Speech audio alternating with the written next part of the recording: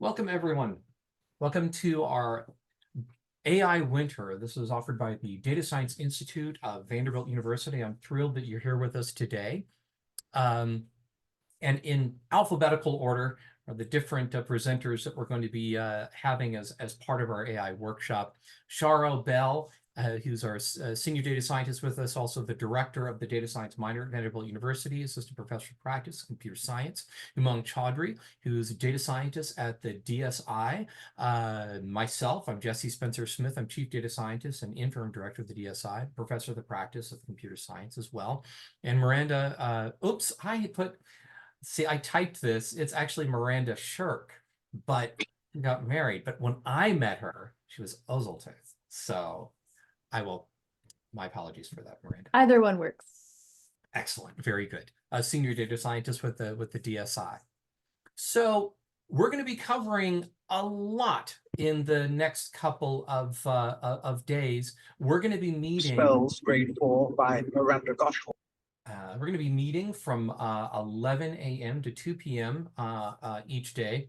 On some of the days, that 1 to 2 p.m. block is going to be office hours. You're welcome to come and to talk to us about anything AI related. Let me give you a quick overview of what this is going to look like. This is draft overview. Things are going to be changing because it's a very rapidly changing field here.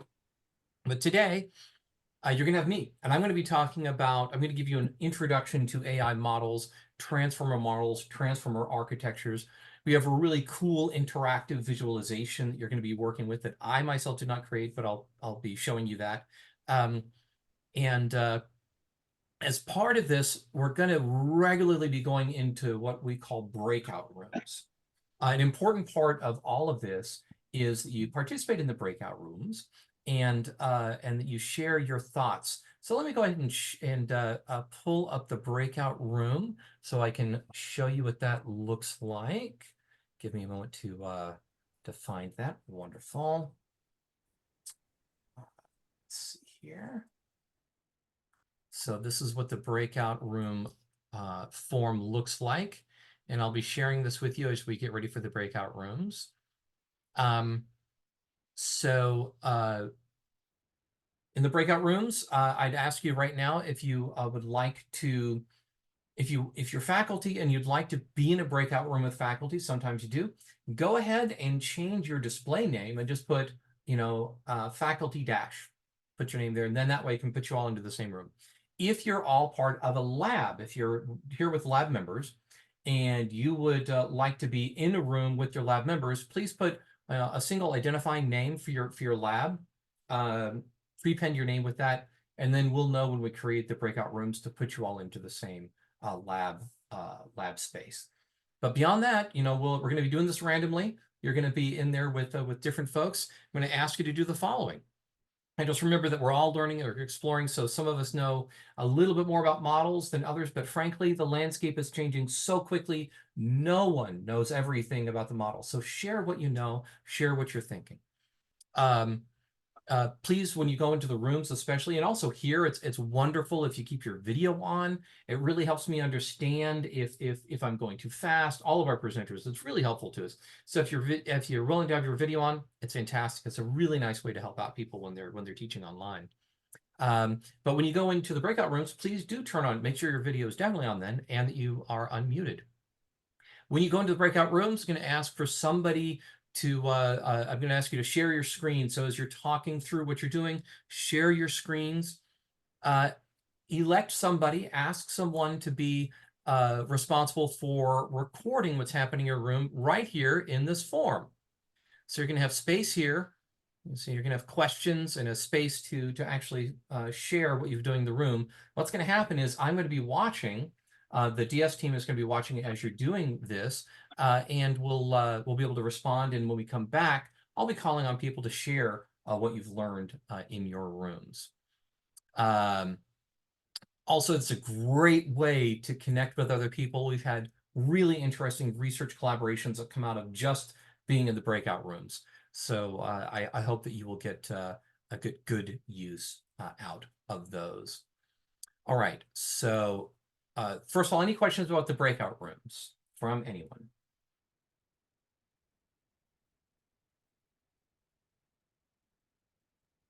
What I'll number do we share. go to?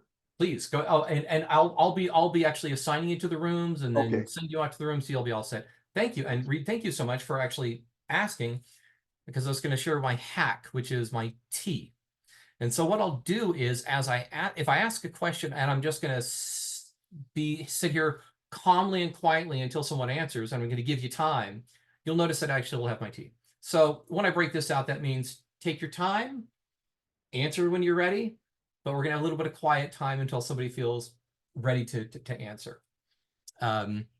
Fantastic. Then let's go back to the overview. So day one, that we're going to be talking about the broad stretch of models, and we're also going to be talking about architectures. Day two, generally, but we're going to actually be revising this a little bit later on today. But this is a broad overview. This is going to be specifically large language models and diffusion models, and this is going to get more into what the training looks like of those models. Some more specifics there. Then on day three, we're going to be talking about running and training private AI models.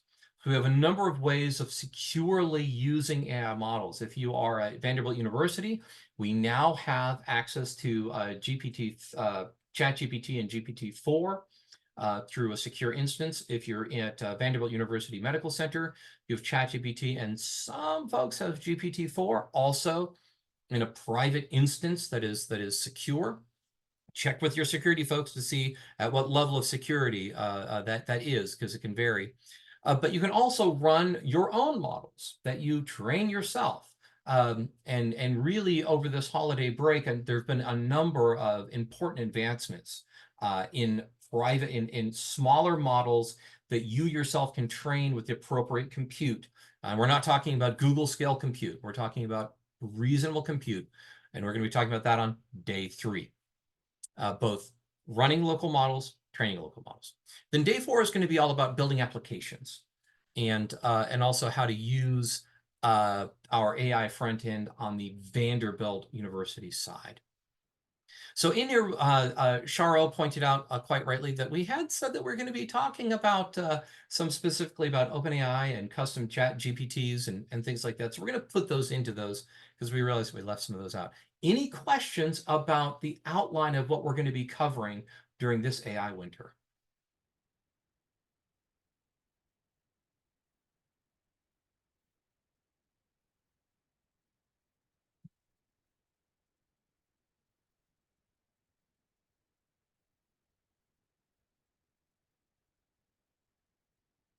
All right.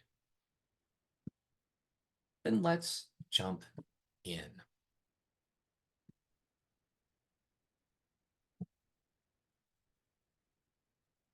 Let's see here.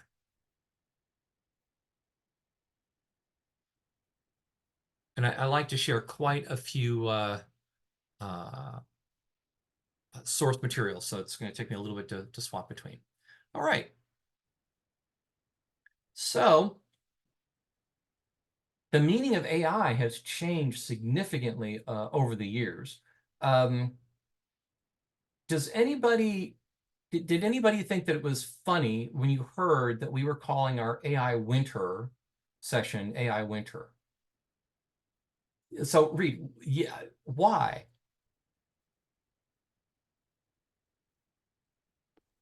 Well, it reminded me of, wasn't it the theme of the Game of Thrones? Winter is coming. Oh, no, that's right. Oh, that's right. And Miguel was very good about that. Yeah, winter is coming, so that was good, absolutely. And there's another reason why it might have been funny. Michael, why else? Why was this funny? I'm at VUMC, and in healthcare, AI has been tried to be deployed since about the 80s, Yep. and it was actually called the AI Winter when it didn't work. Exactly. That's it. Exactly. That's right.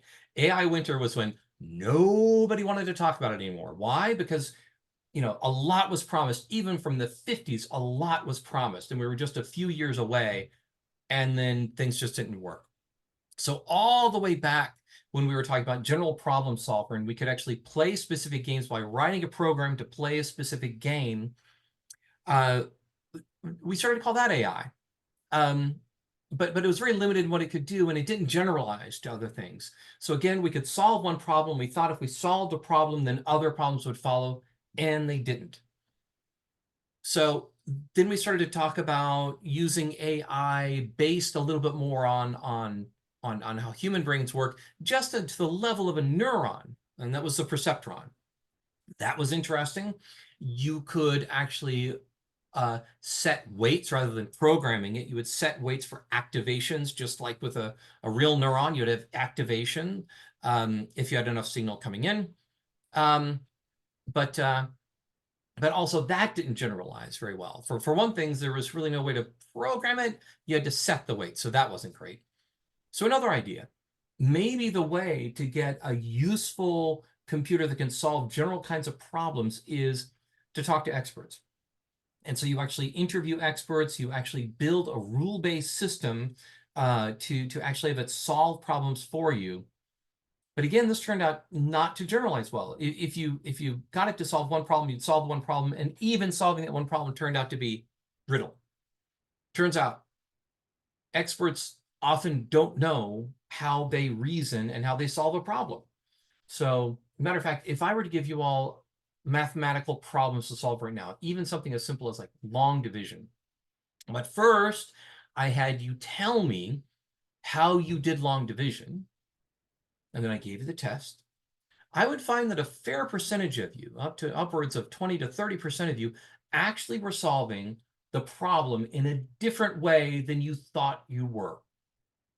The errors would indicate that you were solving the problem using a different approach than what you thought you were using. We just don't have access whenever we do anything complex. Sometimes it's perceptual learning. Sometimes it is other learned skills that we simply don't have access to. So expert systems didn't work. And then we had another AI winter where people did not want to discuss this anymore.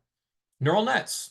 All right, let's take multiple perceptrons. And most importantly, let's have a way of training these so we don't have to manually set the weights. So rather than coming up with handcrafted artificial neurons that have weights set up to solve a problem, have a couple of hundred, maybe up to 1,000, but probably more like a couple of hundred artificial neurons wired together, and you train it through something called backpropagation. You give it, you might even give it an image, or you might give it some input, and then you would have the output, and you'd say, this is correct, this is incorrect. Whenever you had an incorrect answer, you would actually go and you'd shift the weights away. So the weights that were most responsible for the incorrect answer got shifted away. This was fantastic. You could solve problems without having to write a program to do it. The models were able to learn and seem to be a really good model for some aspects of learning and some aspects of cognition.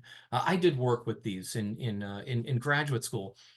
But the problem here was, again, they didn't generalize. You solve one problem, you didn't necessarily solve other problems, and we were very constrained in the size. We didn't have a lot of compute, and once we did have enough compute, the models, once they got large enough, the training stopped working. So again, a lot of promises, nothing happened, AI winter. So then some interesting things started to happen in the 1990s.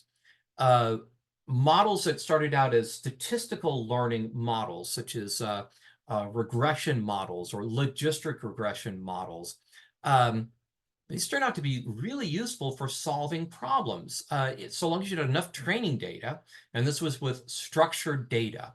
So you have a case and you have an output, you have an outcome. Okay, you have a case, you have an outcome, and then you have all these different structured predictors. So if you want to guess the gas mileage or predict the gas mileage of a car, first of all, one of your factors ought to be whether it's electric or not. And then let's see if it's not electric, then all right, then what's the engine size? What's the weight of the vehicle? What's the drag coefficient? These are all predictors that you could use to make a pretty good estimate. And you could use regression to actually come up with a pretty good machine learning algorithm which could predict the gas, mileage of a car. Random forest was a way of doing multiples of these regressions all together at once, but did an even better job. So now this was great. You could train on data. Still had the problem where you had to supply that structured data. So, and especially if you're dealing with complex data, let's go a quick show of hands here. So you can put your hand up if so you just put your, give me let's see if we have thumbs up. Oh yeah. Do we have thumbs up here? Do we have thumbs up, or is it only hands? Can you all give me a test thumbs up, or Abby can give me a test thumbs up? Perfect, very great. So give me a thumbs up if you have done this kind of work before, where you had to come up with predictors especially out of structured data. So give me a thumbs up if you had, okay, great. So Sharon, Cheyenne, Cheyenne, especially if you wouldn't mind, what was that like? Was it effortful? How much effort went into creating those features? So you mean actually doing feature engineering from the That's data? it. Doing feature engineering from data. Yeah. That's it. Which is what we call it. Yes.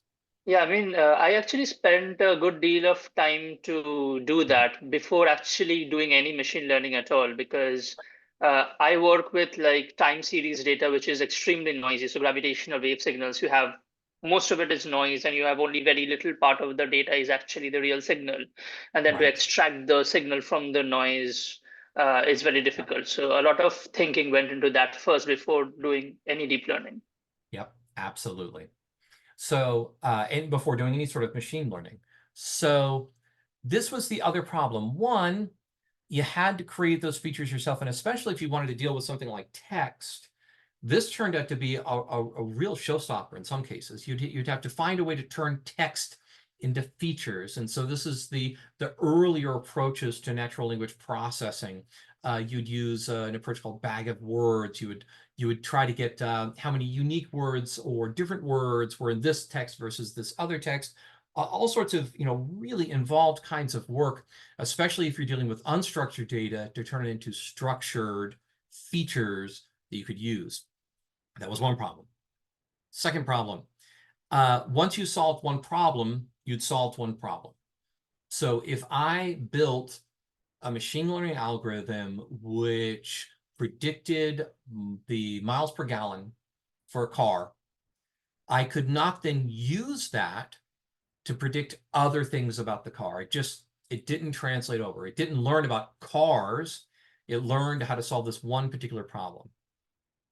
So images especially turned out to be very difficult to work with. Trying to get data, structured data out of images was a huge problem.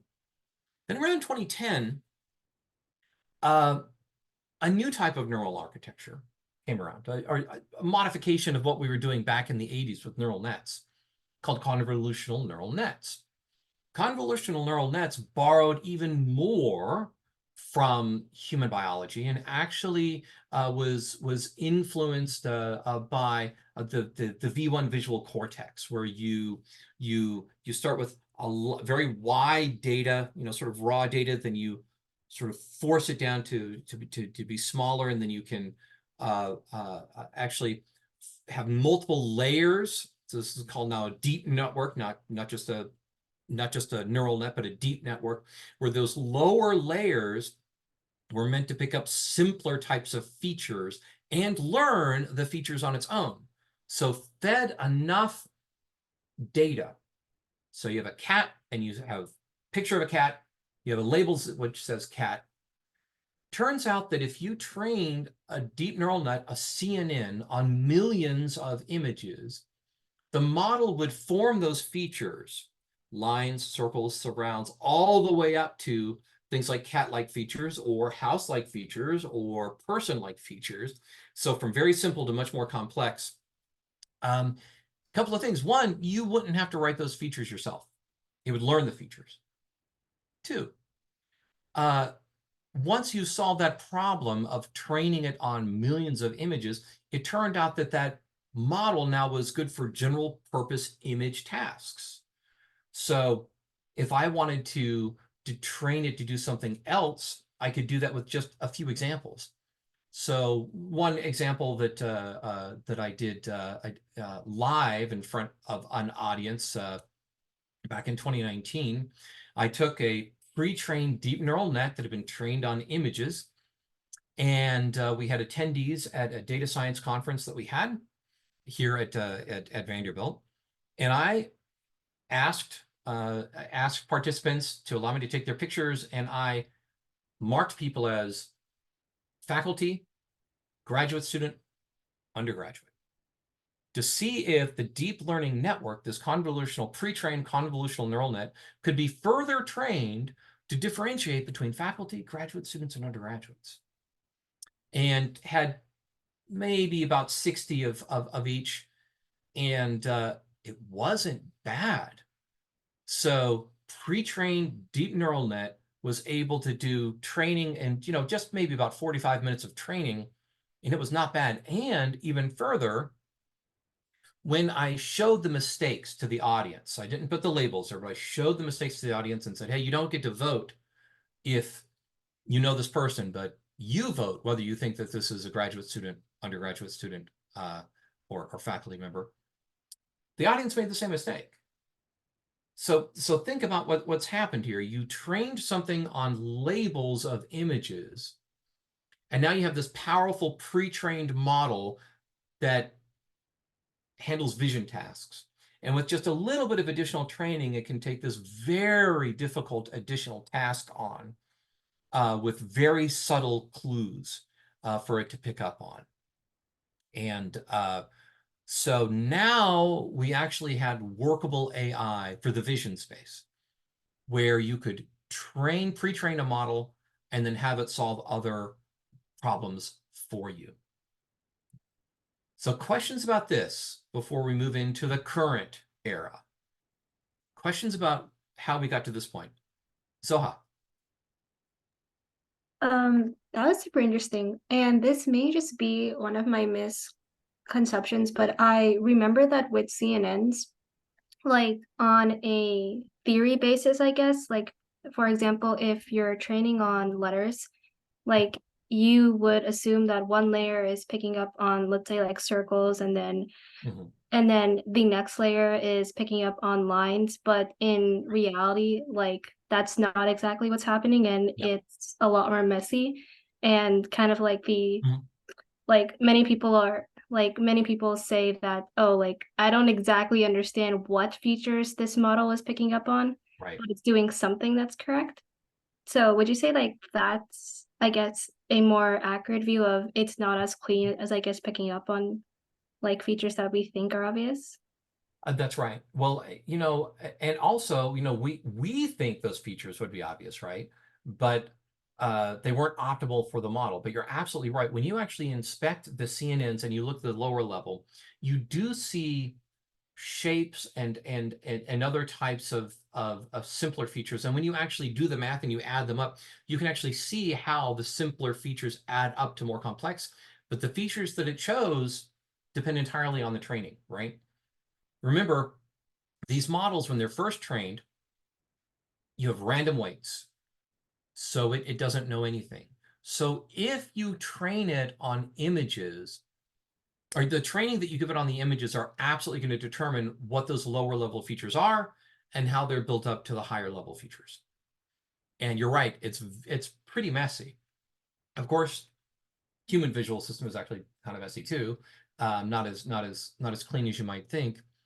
But you picked on an important point there, Zoha, which is it's driven by the data. And I want you to keep that in mind. So what the model learns is absolutely driven by the data. How it represents and what you can use it for is absolutely driven by the data. These models were useful because it did not learn cat, dog, house, right?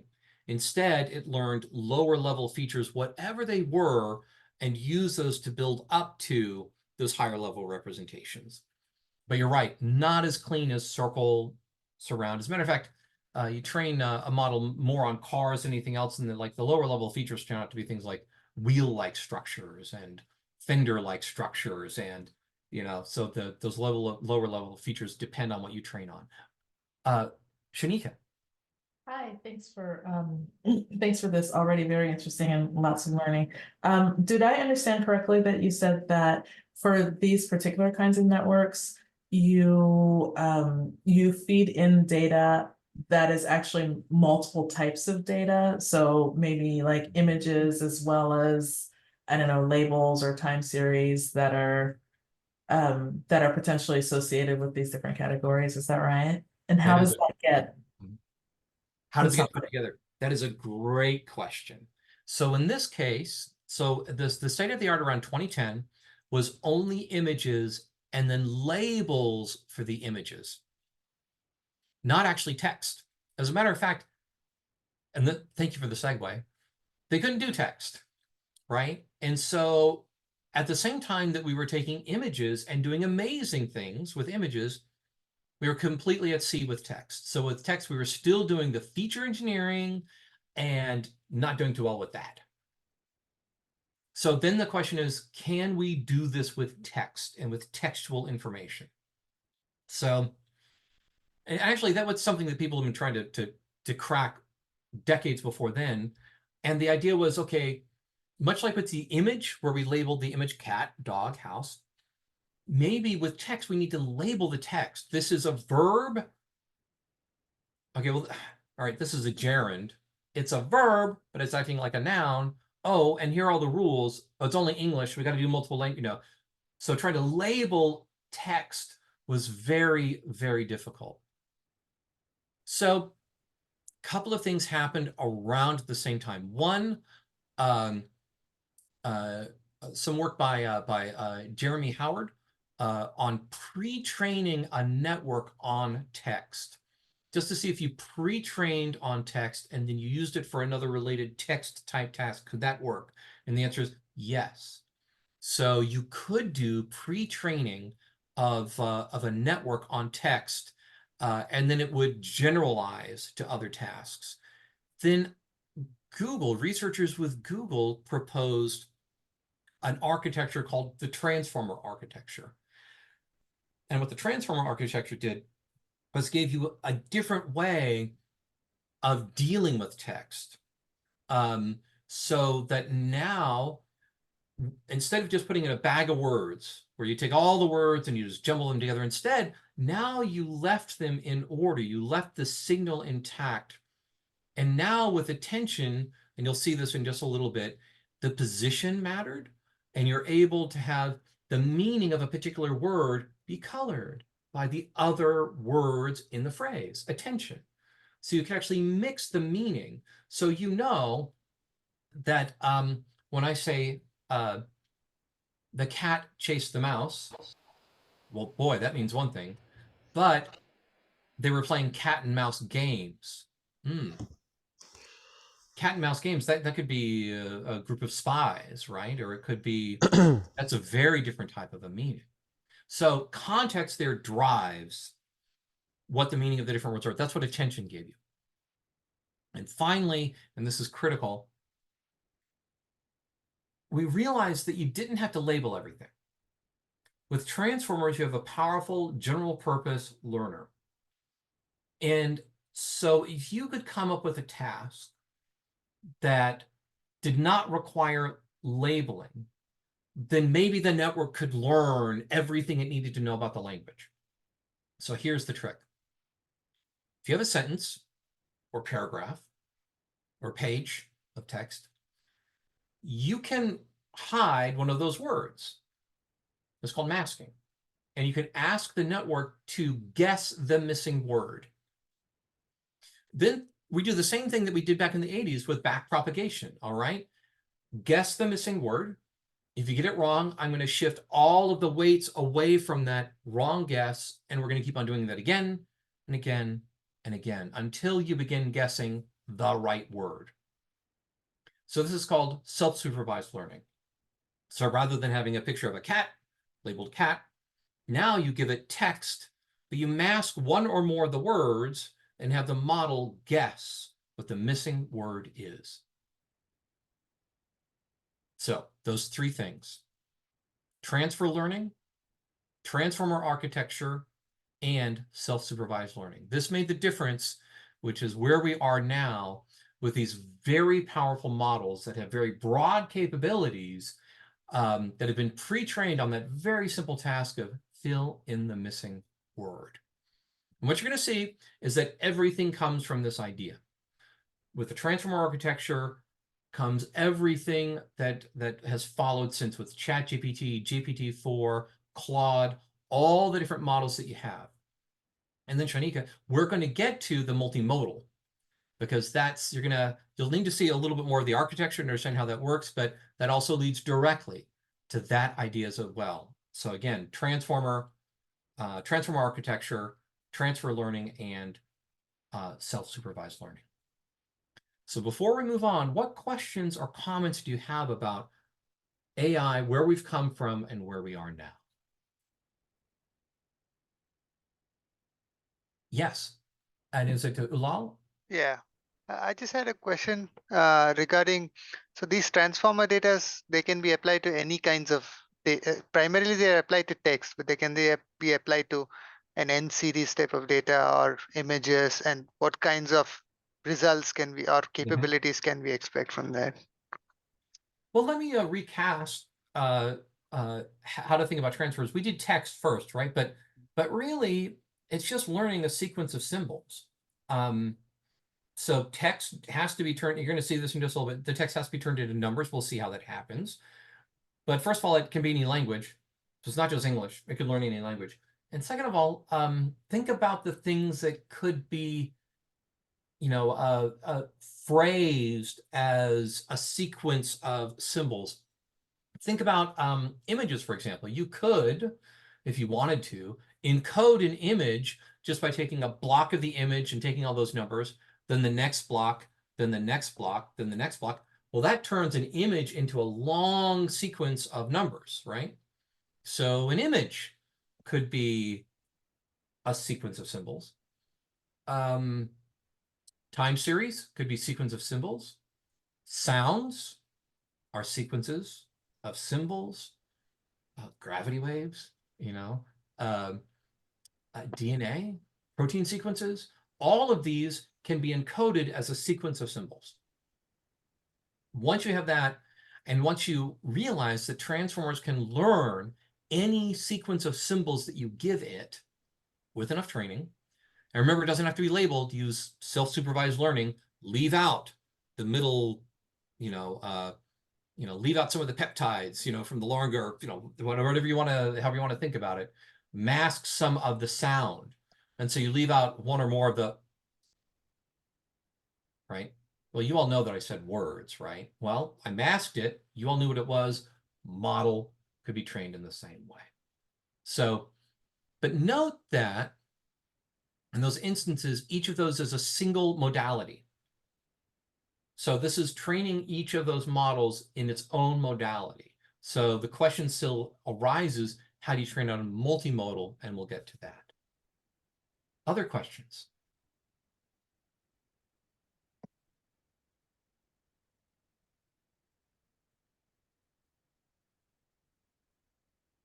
All right. Then I'm going to, okay, I'm gonna flash a sentence to you. If you've been in one of my workshops, I keep on using this sentence because I like it. This is from Zora Neale Hurston. Their eyes were watching God. And actually, I'm not in Vanderbilt right now. I'm working remote in Florida. As a matter of fact, I'm in O'Galley, which is in Melbourne, Florida. Zora Neale Hurston lived not too far from here for a number of years. So, very first sentence of her book, "Their eyes were watching God." I'm going to mask the last word in the phrase, and I'm going to ask you very quickly in the chat, if you would please, type what you think the word should be. If you've heard this before, please don't put it in there.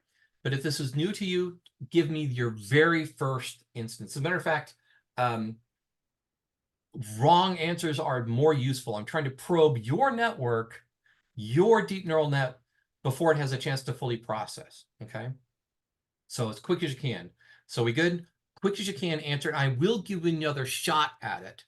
So I'm going to give you more time later, but I'm going to flash this up. I want you to type in the word immediately. So go ahead and have chat open.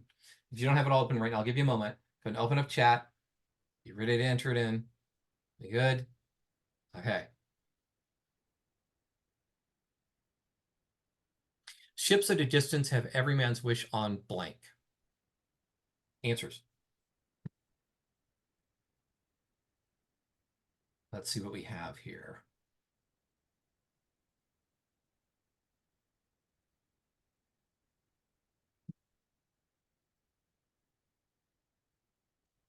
Okay, great. The horizon, them, land. Perfect, great. Quick question. Everyone is answering nouns. How did you know that you needed to answer with a noun?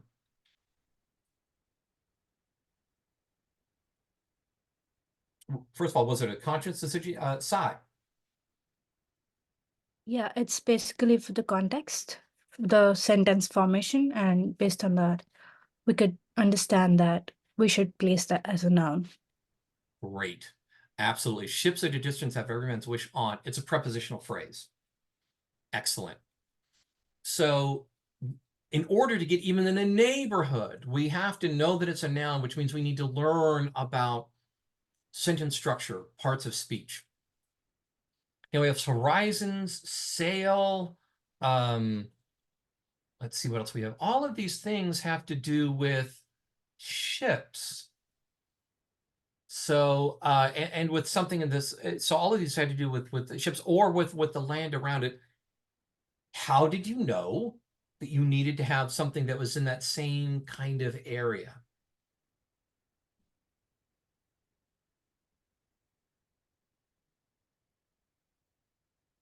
Yeah, Andrea. It's all context clues, right? It's because it talks about ships and then it leads to sort of general context. It's what we know about language. So in order to get that, then you had to know, because those words are not in there, right? You had to know that a ship has a sail, that if you're at the distance, you might have a horizon. So this is all semantic information that you have to learn or have known in order to have done that. But I also noticed something else, that some people said distance, horizon. Other people were talking about the ship. Which is more correct? Do you think that it should be horizon related or ship related? Give me a thumbs up if you think this needs to be sort of ship related. So thumbs up if you think this is sort of ship related. Yeah, so it's more about the ship. This is one of the roles of attention. Put more weight on the ship. Whatever that missing word is, it needs to be associated with the ship. And then we had a couple of things like that. So we had mast, we had deck, we had board. Fantastic. Let's go ahead and let me take a vote. Give me a thumbs up if you like on deck versus on board. So this is on deck versus on board. How many people like on deck? So give me a thumbs up if you like on deck. Okay. Now give me a thumbs up if you like on board. Ships at a distance have every man's wish on board. Lots of thumbs up. What's the difference between that? What's the difference between on deck and on board? Can someone sort of describe that for me? Hello, Bilal. I feel that onboard is more general, so it can be more generalized compared to a deck, which is very specific. So deck is specific, very concrete. I like that. Others, who else has sort of a characterization of the difference between Arif or Zoha? Oh, there were you. Yeah, I would say that on deck, it's more of a common phrase. Like I've heard that more in language like all hands on deck versus I've never really heard of like all hands on board or something. Those of you who liked ships at a distance have every man's wish on board. Why did you like that, Sai? So like I think what I feel is like in general when we talk about ships or anything like sailing or anything, we prefer saying on board about the people on like being on board, like inside the ship, like traveling. That's what like I feel. Okay, so it has sort of more meanings. Spencer, what do you think? Yeah, I agree that on board implies that it's like collectively carrying it. The ship is carrying all of these things, which would be the wishes, whereas deck is more like a location. It makes sense with the on like all hands on deck, but not necessarily with something more conceptual. Interesting. Okay, Carl. All hands on deck also just sounds more serious, like an emergency situation. But looking at this sentence, like ships at a distance or or wishing about something, something a little more dreamy or softer, like on board just kind of fits better. Hard to It's, explain. I like that a lot. It's metaphorical. And Mhm. actually, absolutely, Zora Neale Hurston, first of all, great writer. And yeah, she was speaking metaphorically. So it is on board. So ships at a distance have every man's wish on board.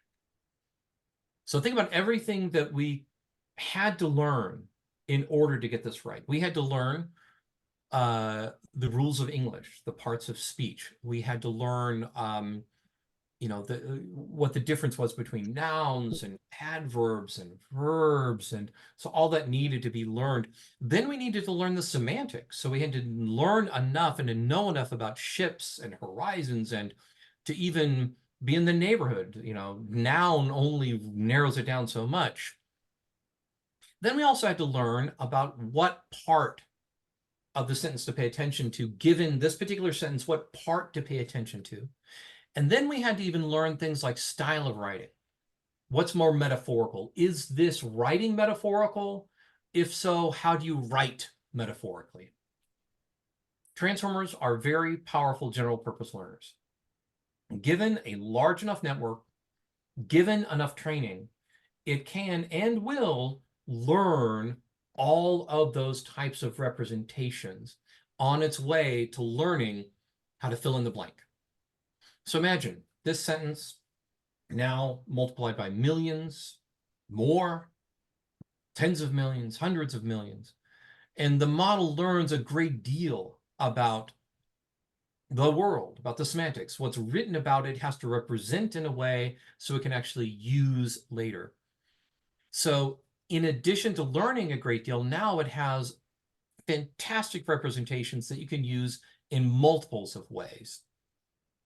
Things like GPT, a particular type of transformer, fill in the next word. So it generates the next word in a sequence. But this means if you do things like state a problem beforehand and then ask for a solution, it knows a great deal about about representing the world, and so it can make its best guess about what comes next after that and actually work towards solving the problem that you've given it, or writing more, or other things you might put it to use for. So now we've gone from having to write a very specific program to solve a very specific problem to all the way to having a very powerful general purpose learner, having a way to train that model on massive amounts of data that didn't require us to label the data, and then allowed to use that as a pre-trained model for many different downstream tasks. And that's what we have with GPT models. And next we're going to be talking about, we're going to take a short break in a moment, but next we're going to be talking about how you come up with different types of GPT models given this framework. So let's pause here. What questions or observations do you have about transformers and about what we've discussed so far?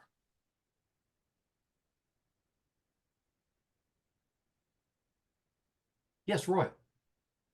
Yeah, so I sort of understand how like this self-supervised learning, like you basically keep shifting it away.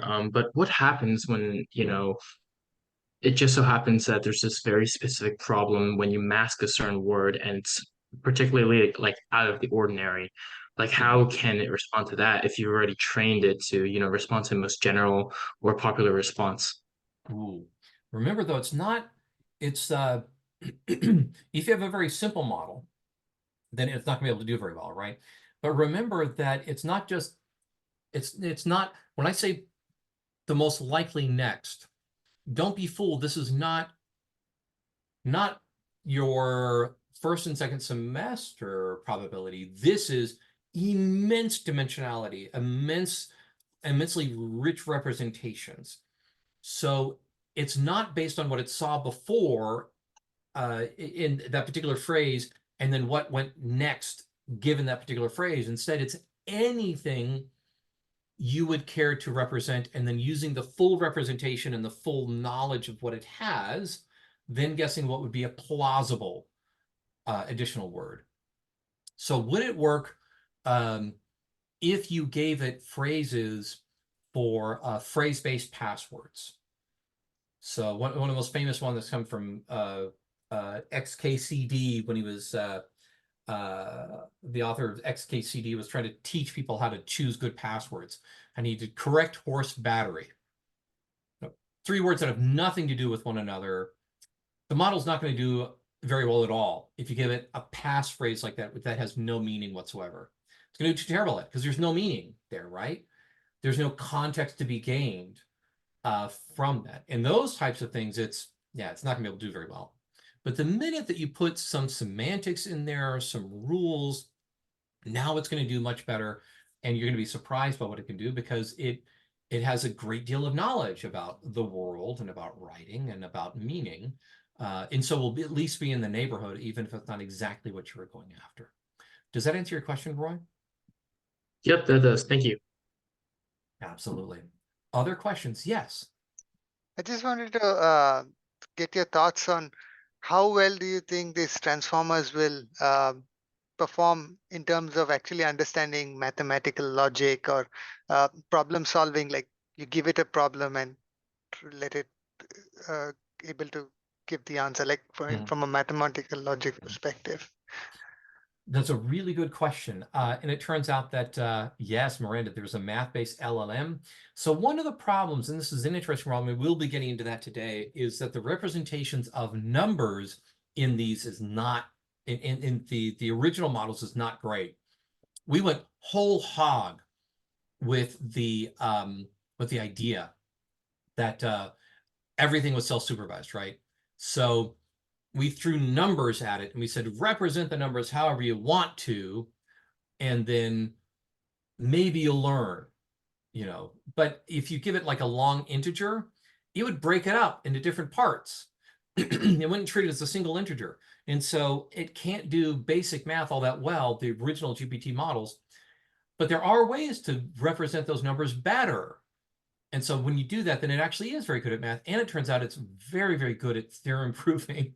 And at the more conceptual the math becomes, the better it can do. So Miranda, you pointed out one, which is the Lemma LLM.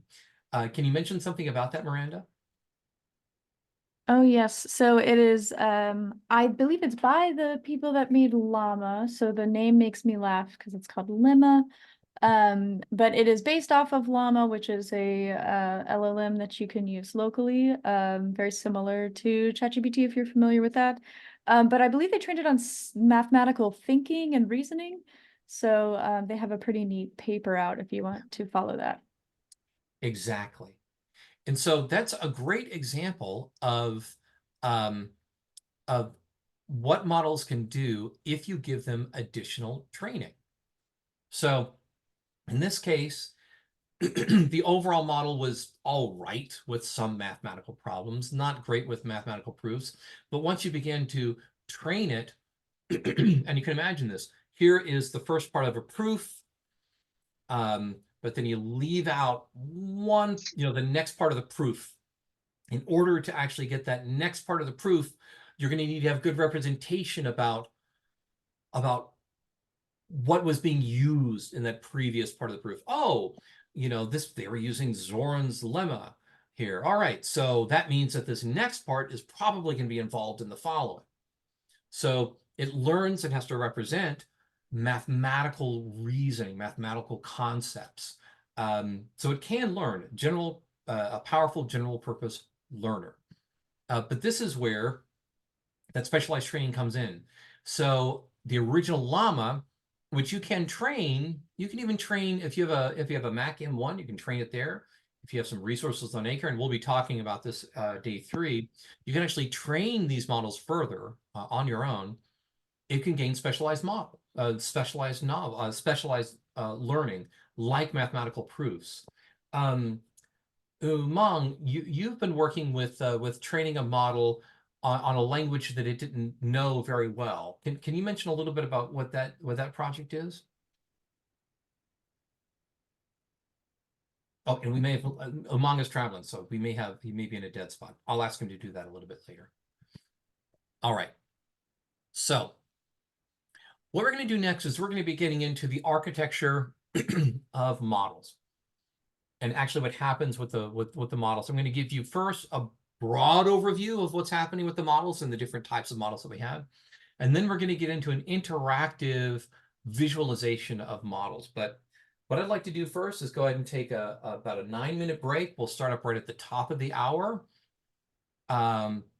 And I will start up right at the top of the hour. So let's go ahead and take a break now, and I'll see you at the top of the hour.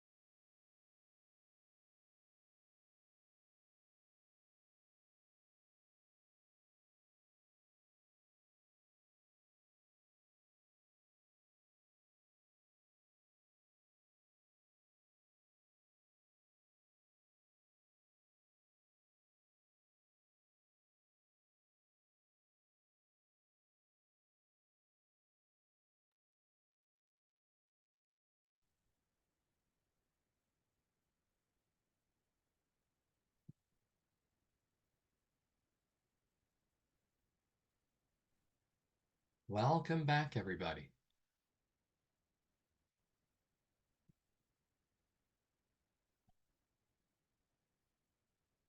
All right. So when we left, we had a sort of a broad understanding of the kinds of things that transformers could do. What I'd like to do now is to give you a little bit more of an idea of what the architecture of what a transformer looks like. Then we're going to dive into sort of what's happening actually to the text as you're using a transformer. Then what we'll do is we'll actually look at an interactive representation of transformers. And we're going to get into the medium level nitty gritty of transformers. I would offer, if you'd like to really get into the theory of transformer models, if you're at Vanderbilt or Vanderbilt University Medical Center, I do teach a course every semester. It's a semester-long course. And I welcome people to both register for the course and also to audit the course and also to sit in. That goes for faculty as well. We often have faculty that will sit in on the course. Love to have you. So if you find this is something that's really important to you and that you want to dive in and would like to do that in the structure of a full semester course, you're very welcome to join us, but would love to have you. If you're not at Vanderbilt University or VUMC or environs, then we will have workshops later in the semester. We'll also have in May our AI summer. Have an AI winter, you got to have an AI summer. And in that course, it's 4 weeks and we get more in depth into the models. And Carl, thank you for the thumbs up on the course. All right. Any questions before we start diving into the architecture of the models to start getting a better sense of how they do what they do? Feel free to put it in chat or to simply unmute yourself and to ask.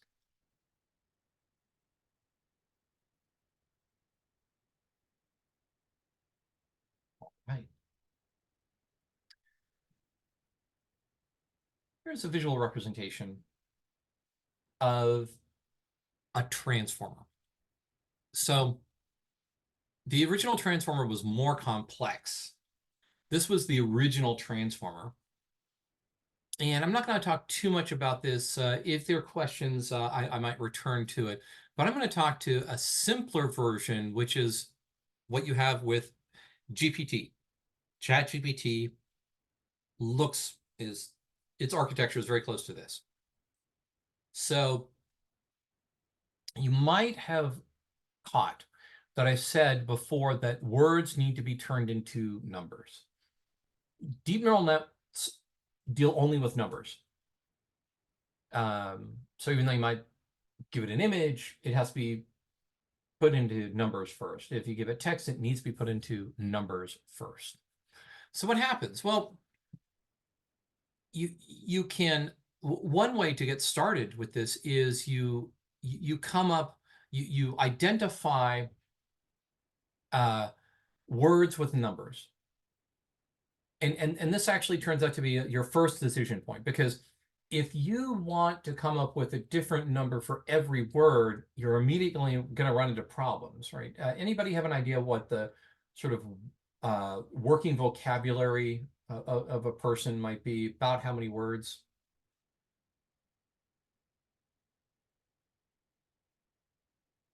Have anybody from education here? So we're talking about, tens of thousands and of words that that you might recognize, more than that. And if you take a look at even, a dictionary that might, a thin dictionary, you're talking about 150,000 words. You're talking about a larger dictionary, you're talking about 500,000. And if you add the varieties where you might make it plural or past tense or all the different things you can do with words, now you're talking about millions of different combinations. So identifying a word with a number is going to be a tough way to go. So instead, in most of these encodings, you take words or subwords. So the most common words get their own number, and you can do just a raw statistical analysis of your corpus to do this. So you have a common word, it gets its own number. Other words are built up of multiple subword units. And the way that you do this is purely a statistical exercise. This is not deep learning. This is a choice that you make. I've done an analysis. These 4,000 words are going to get their own tokens. Everything else is going to be broken up into subword units, and they're going to get their own tokens. And this is where the problems with math shows up, because in the original formulation of this, numbers didn't get special billing, right? And so, hey, I see 1, 2 all the time, so it's going to get its own token. 4 gets its own token. So if I do 412, what the model sees is a 4 token and a 12 token. That's not a mathematical concept. You've broken up a number into 2 different parts. And so it has real trouble learning, oh, that 412 is less than 413. Why? Because it did tokenization. So that's a problem that the models, that's why models can have a harder time with the simple math. Turns out that there's very reasonable and great ways of addressing this, but in the original models, it was not there. So that's the first step. Token encodings. You take your text, you break it into your word or subword units, and you give them, and you do just a table lookup. Oh, ran. Oh, that has its own token. That's 563. Okay, so if I said I ran to the office, well, that's 42. Ran 563. 2. Well, that's a single token, so that's 932. And then office O. I don't know that one. So and then the final office, maybe that needs to be broken up into 2 different tokens, off and is. No telling. That's what happens with token encodings. You take your text, it gets turned into tokens. So then we move into what's called token embeds.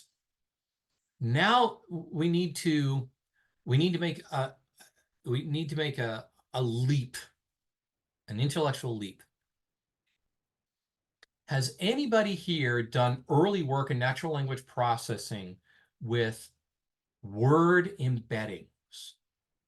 Give me a thumbs up if you've done work with word embeddings.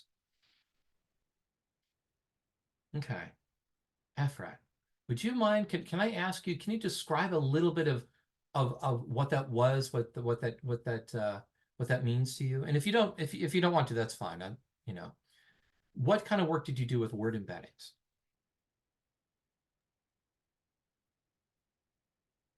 Hi. Actually, this is what I'm trying to do right now. So it's still on under process. So I have data of words of students that they were trying to describe different stuff with using 3 words. So describe yourself in 3 words, or describe a computer scientist in 3 words. And I'm trying to find a connection between these words to other words. So I have before it like pre and post test, and I have 2 different words that I'm using that right now it's like collectively and individually, and I'm trying to see if which group is closer to which in comparison to each other. Great. That's perfect. And you were doing it with your hands too. So this word closer than the other, right? So words, just the words aren't close, right? In order for them to be close, they have to be in some kind of a space, right? Yeah. And ideally, if someone says, give them 3 words to describe yourself, I'm energetic, right? But if somebody else says that I am studious, then maybe that's over here. But if somebody says, that I am, I'm fired up, well, that's going to be close to energetic. You want that to be literally closer to energetic than it is to studious. So, and if somebody says, oh, I'm thoughtful, you would like for that word to be closer to studious than to energetic. In other words, you want to have this space that the words exist in. That's exactly the idea of an embedding. So with an embedding, you take a word and you place it in a high dimensional semantic space. And what this means is the location has meaning.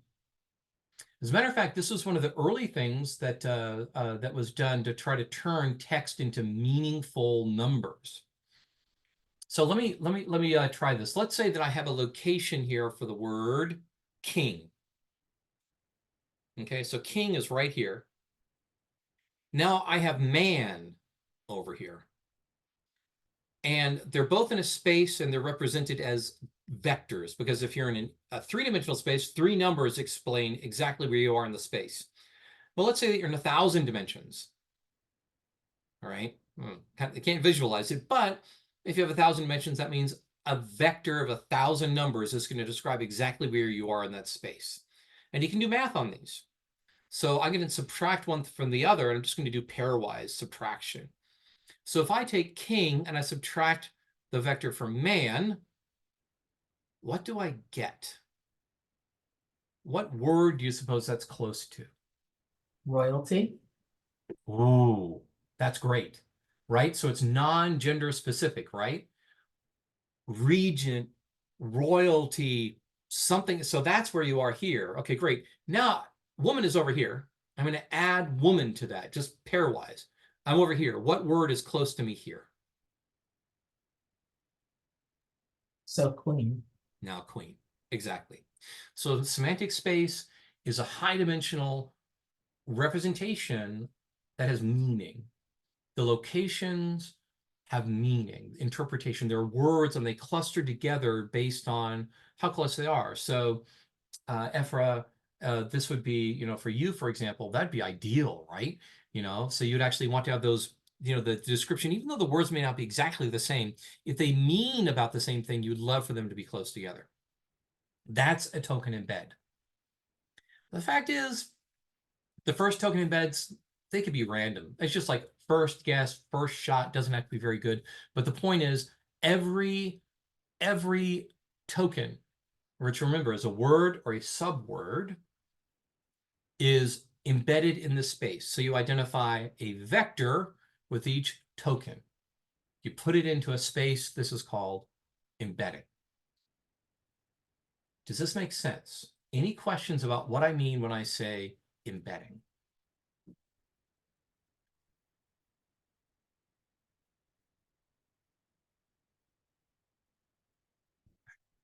So embedding is basically the assignment of the vectors in this semantic space to each word.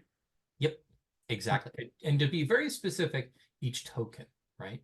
Each token. Okay. Mm-hmm. But absolutely. And as a matter of fact, the location of this could be learnable, right? So remember when I said before that you can train through back propagation? So this could be a learnable parameter. Where should it go? Well, learn where it should go. So that's the very first step. Then we have something that's called an encoder stack. What's happening in the encoder stack,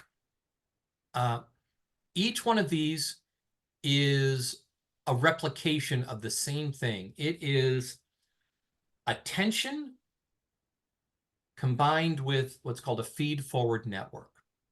So think about it this way. It refines that representational space.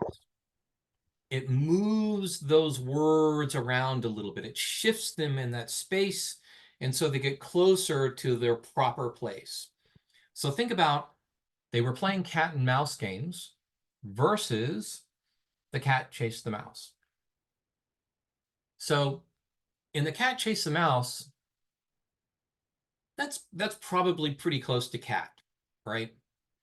But cat and mouse games, boy, that needs to move. It's not literally a cat.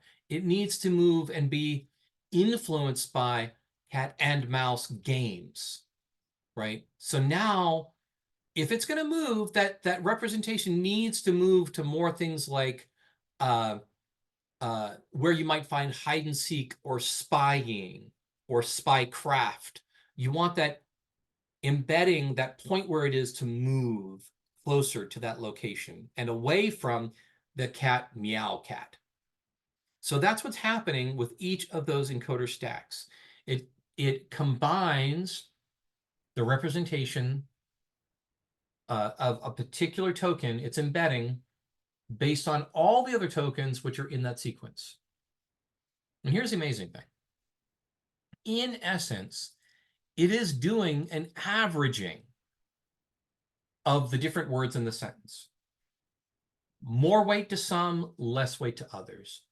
So in the cat and mouse games, it's getting more weight from games. So the meaning of that token cat moves closer to games. It moves in the semantic space. It's reshaping. And that happens each time that you have a new stack. So models differ in the number of stacks you might have, how big the different encoder stacks are, the types of choices you make for the encodings. All of those can be different, but depending on the transformer. But essentially, it looks like this. So now, we started with the original embedding. Through the attention mechanisms, we begin to move it a little bit, and then we go through what's called the feed-forward network, and this is the learning and the generalization part.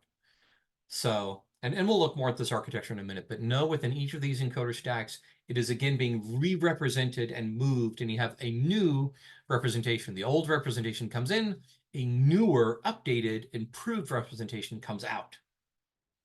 And I don't remember who brought this up before. Zoha, it might have been you, but not dissimilar, but not exactly like CNNs. Earlier versions of this tend, depending on your training, to do more things that have to do with lower level language constructs. Later stacks tend to do higher level representational shifting. It's not a rule, but that's often what you find. So when you come out of this, now the representation is much richer. The cat chased the mouse. All right, you have cat meow, you know, action, chasing, threat, you know, gory, you know, all those things get mixed into that representation between cat meow and mouse eek, right? Cat and mouse games, now that's been re-represented to spycraft, deception, you know, hiding, seeking games. So that's been re-represented in that way. This is the hidden states. So now that meaning has been shifted, it's been enriched, and then you can do lots of different things on this. You can predict the next word. You can use the hidden states themselves to do something. It's pretty flexible in what you want to be able to do with it. For GPT, what happens is it produces a probability distribution on the next token. So what does that mean? So if we go all the way back up here, so it gives a probability distribution of all the tokens. So the probability that would be on, that would be on run, the token run would be very, very low, 0.0001. The probability that would be on the token for deck, probably a lot higher, 0.5, 0.6. Probability on board is even higher, 0.7, 0.8. So the name of the game is you might just choose the highest probability next token. There are other things you can do as well, but this is the way that those models work. It gives a probability distribution on the next token. And it does that after it has done all of the work of giving you a richer and richer representation here. So maybe here at this point, it represents that missing word and says, well, whatever is there, but it needs to mix in nounness to all the way here. Well, it's like, well, it has to be enveloped with the ship. It has to have some element of metaphorical writing. Here all this is about where it is. So where is it? Where is that missing token? Where does it go? Oh, it's close to the word board. It's a little bit further away from the word deck, but the probability is board over deck. So, questions about this high-level overview of the model architecture?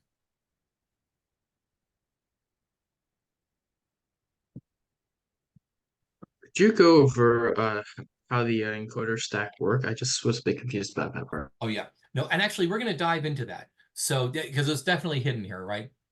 So we're going to dive into that more coming up next, if that's all right. Yes, Law. So I Ashkeet. know that you said that you said that the way it trains is you remove one word and then it tries to predict that word.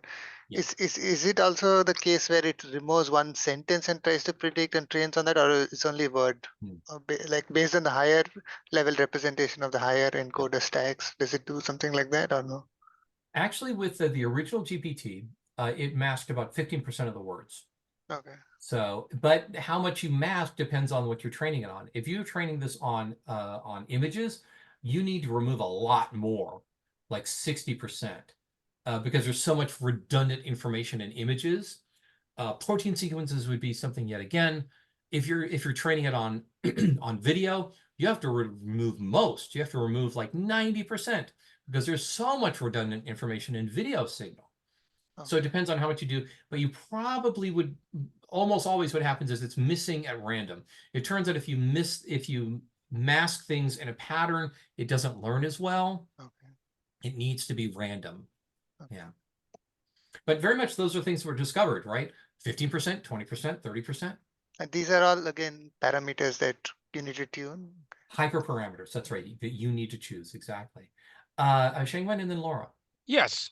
One quick question, maybe just not related to this, but I want to ask you this regarding that, semantic space. So how this, how does this, the semantic space develop? By this transformer itself, or by just like the, the investigator, like the monitor, evaluator, I'm asking. Yeah. Yeah, this is actually, there are a number of ways where you might start with that original token embedding. Sometimes they are fixed and just random fixed, but often they're learned. So when I mentioned, it can learn on self-supervised learning, it may be immense amounts of compute. So after millions of words, it found that it worked best if you put cat here, dog here, and mouse here. So huge number of parameters, but often that embedding is learned. Because really the problem is, hey, get as close as possible to the word. And with backprop, it's not exactly doing just it got the word right or wrong. It can use the probabilities, right? Right. Was it close to the right answer? So that's how it's able to learn, even if it's not getting exactly the right word. Okay, yeah, thank you. Yeah. Absolutely. Laura. Yeah, thanks for this. I wanted to ask you about the term feed forward and backpropagation. So does feed forward refer to the encoder stacks and that there are multiple of them and they move basically chronologically? Is that the feed forward part? And similarly, is that also how backpropagation, what that refers to is the tweaking the weights? Yes.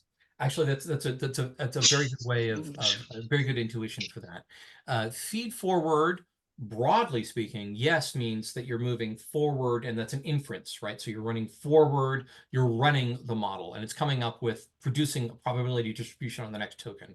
It's choosing that, it's coming up with the next word, running it forward.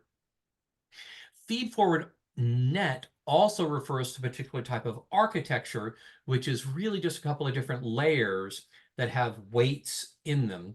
So a convolutional neural net, for example, can have feed forward layers, which is that's where the learning, that's where the memory is in the model, and the knowledge is stored in those feed forward parts of the encoder stack. That's where the knowledge of the world, that semantic space is actually stored and recorded. It's not like a lookup table. These are weights. So that's why, it's unless you augment a model, it's going to give you an approximately correct answer because it's not storing specific unless it's been trained on it so well that it did store and it's going to get exactly right each time. Otherwise, it's going to be directionally correct. And then back propagation, and all that is, and what we're going to see a little bit here is all that is matrix multiplications, matrix addition, matrix multiplication, going that direction. So that's the forward. Going back propagation refers to using what's called gradient descent to figure out what was most responsible for this wrong answer. What were the strongest weights when you gave me the wrong answer? Those weights are going to be down-weighted. And remember, we're talking about not just hundreds or thousands, but millions, hundreds of millions, billions of parameters, depending on the size of the model. So a huge computational problem. Out of the billions of parameters that you have, which ones were most responsible? And you do it layer by layer, working your way back. So that's back propagation. Think of it an error way of going back, washing back, adjusting the weights away from the things that gave you the wrong answer. Excellent. Nick. Thanks. Hi, I had a little question about the tokenization process. I guess especially about longer words when, you know, not each word is its own token, but for example, you mentioned like the word office and how it might be off and is for like 2 tokens. And I was just wondering,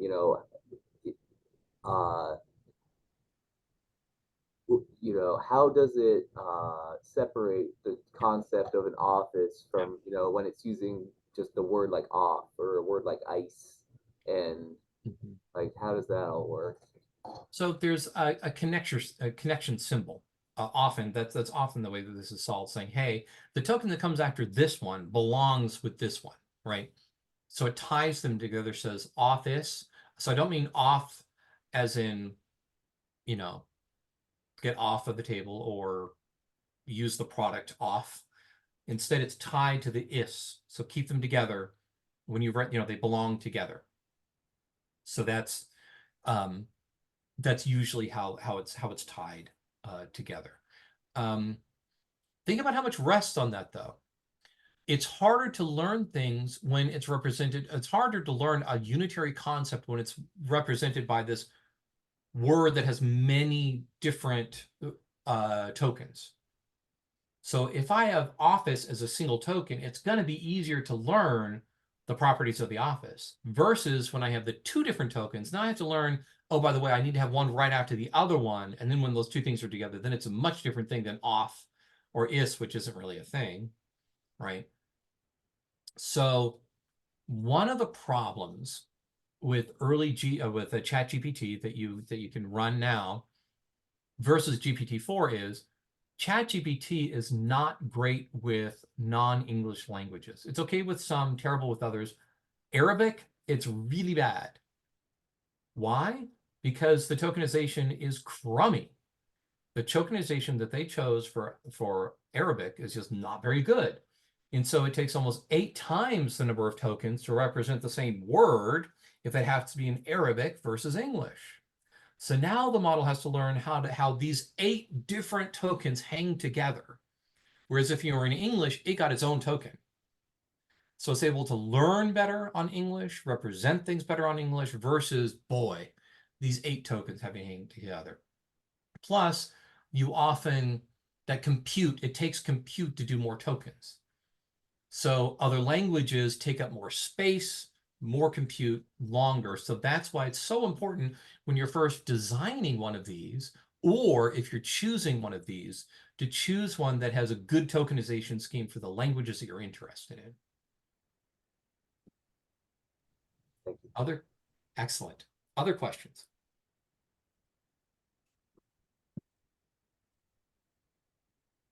All right, then so just to talk a little bit more about the gradients, this is the idea that back propagation, where you actually are changing the weights all the way back to even what this embedding is. So all of those are free, it's fair game to modify those weights, and so it can do better. So all the parameters are trainable as you go back. And back propagation is the way that we guide that in its learning. So Let's go ahead and dive into one of these stacks just a little bit more. So what we have going in here are all the different embeddings. Each of these lines is a token with its embedding vector.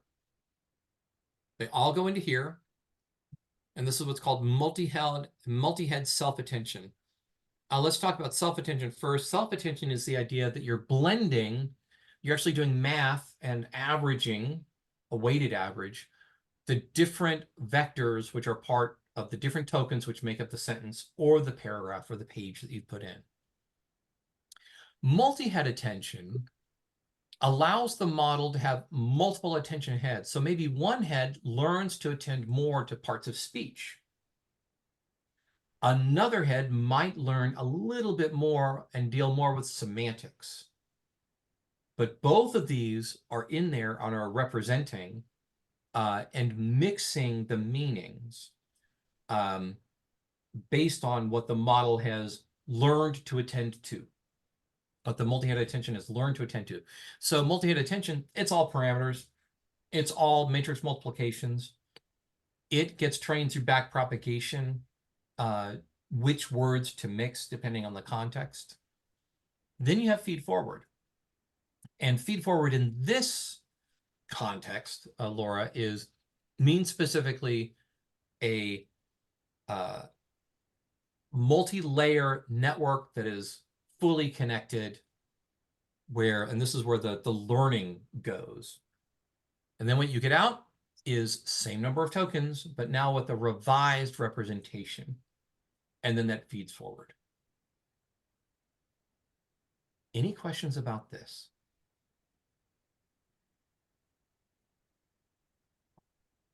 Yeah, so. So when you say blending the meaning, what exactly does that mean?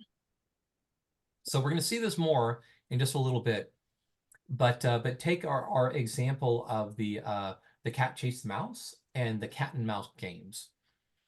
In that, I want a cat to be influenced by chase and mouse, right?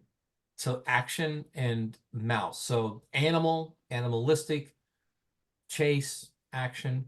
Whereas with cat and mouse games, I actually want cat to be more influenced by games rather than anything having to do with a mouse or any sort of action. I want it to be influenced by the idea of games. And so it's shifting the meaning. And so it's closer to what's intended by the full sentence. Does that help a little? Yeah. And I guess like as a follow-up, so like after the multi-head self attention step, like is there basically a human who then goes in and makes sure that the correct weighting is given to the correct word, or is this like automatic? Got to be automatic because we're talking about billions of parameters, right?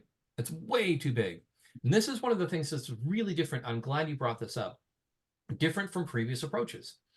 Previous approaches, you did feature engineering. So you handcrafted these things. But then it was just your opinion, right?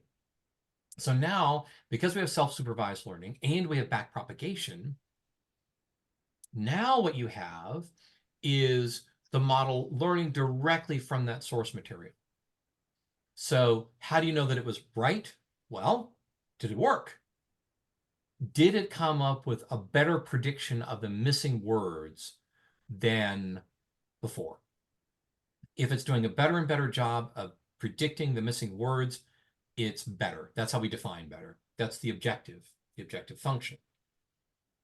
So in as much as it's getting closer to the right answer, those representations are more useful and therefore correct in the sense that they're useful and it's working. A clarification within this context. So let's say the entire sentence, the whole, it does the tokenization and finds a where each of the word will fit together. So collectively, then a single number is given to the sentence. Because and the reason I'm asking this is later on when people want to search for a certain things. So does this entire cat and mouse sentence have its own, let's say, hypothetical number 21 versus the other one getting a 26? So then when you're searching something, it'll try and find closer to 21 versus 26, or can you connect the dots with, I know I'm forwarding a little bit, and going into the searching part, but at least it'll help us connect the dots on how everything fits together as the embedding is happening. No, absolutely. So, and actually in some models, what you have is you have an end of sentence or end of phrase token. And that token doesn't really have its own location. So what happens is it gets averaged in with all the other ones. And so it moves into a space which captures the meaning of the entire phrase. So that's one. And so when you do like sentence classification, sentiment, anything like that, it's like, okay, well, where did that end of sentence phrase end up? Mm-hmm. Great. Actually. So I just wanted to ask, is it fair to say that these multi-headed attentions are similar to the different types of filters that we use in convolution neural nets? Is it something similar? Yeah, they often will act in a conceptually, yeah, you can think of it in that way, in the sense that it is doing math, it's averaging, right? But in a way where all those parameters are learned, right? So normally with filters, like, oh, it's a Kalman filter. Oh, you know what it's doing. Here it's the projections are learned, the weighting is learned, all that is learned. Okay, rather than just having the filter. Okay. Yes, exactly. Liz. I'm definitely in over my head, but no, you're not. You're doing great. We're diving in. So in talking about this encoder block kind of section, I think I have a basic concept of what you're saying with the multi-head self-attention. And then obviously the feed forward is sort of using that to organize. And I'm assuming there's multiples of those because of the multi-head part. Well, yeah, it's funny what happens with the multi-head part is they all get stacked together. One of the things that I think is just hilarious about transformers, and there's parts of it that are just funny to me, is how simple it does some of this stuff. Like attention literally is averaging the mathematical location of things. That's attention. With multi-head, what happens is it gets stacked and then combined. So you don't need to have, and here I don't like this representation that much, where you have different feed forward heads. I think it misrepresents it because really you have just like a feed forward. You don't have separate ones for each one. So apologies, but this is what Tunstall, Leandro, Wera, and Wolf chose. But so is it then also when you're talking about back propagation? I mean, is it is part of this process it doing that itself? Or is there a person at some point coming in and saying, okay, now we need to Yeah.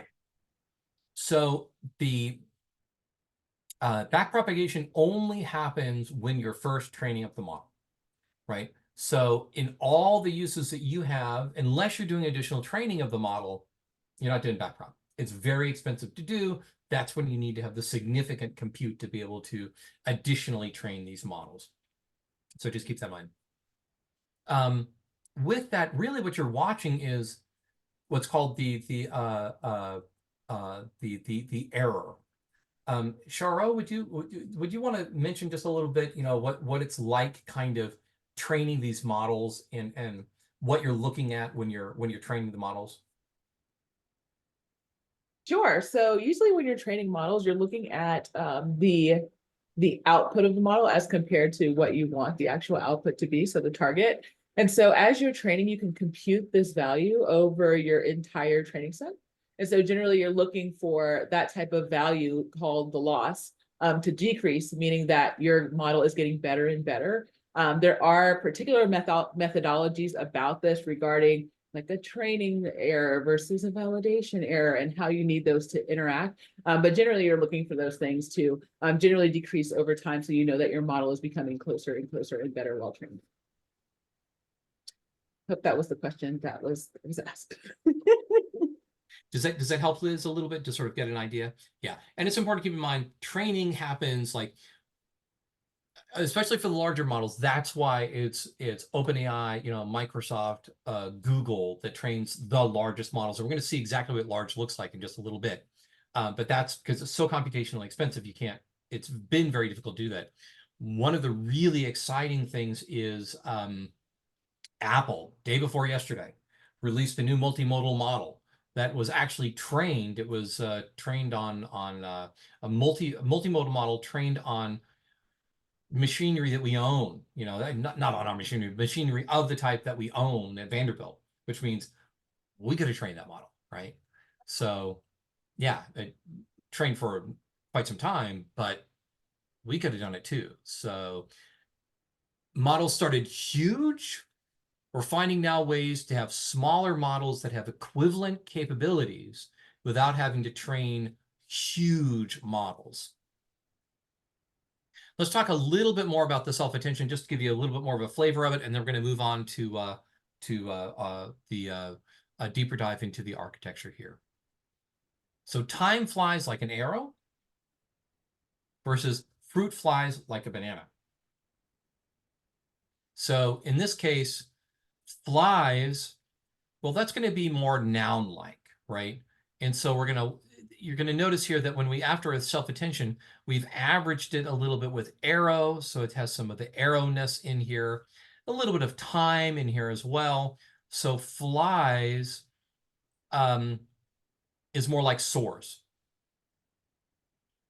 Here, fruit flies like a banana. Here, we're talking about flies being a noun, being a small creature.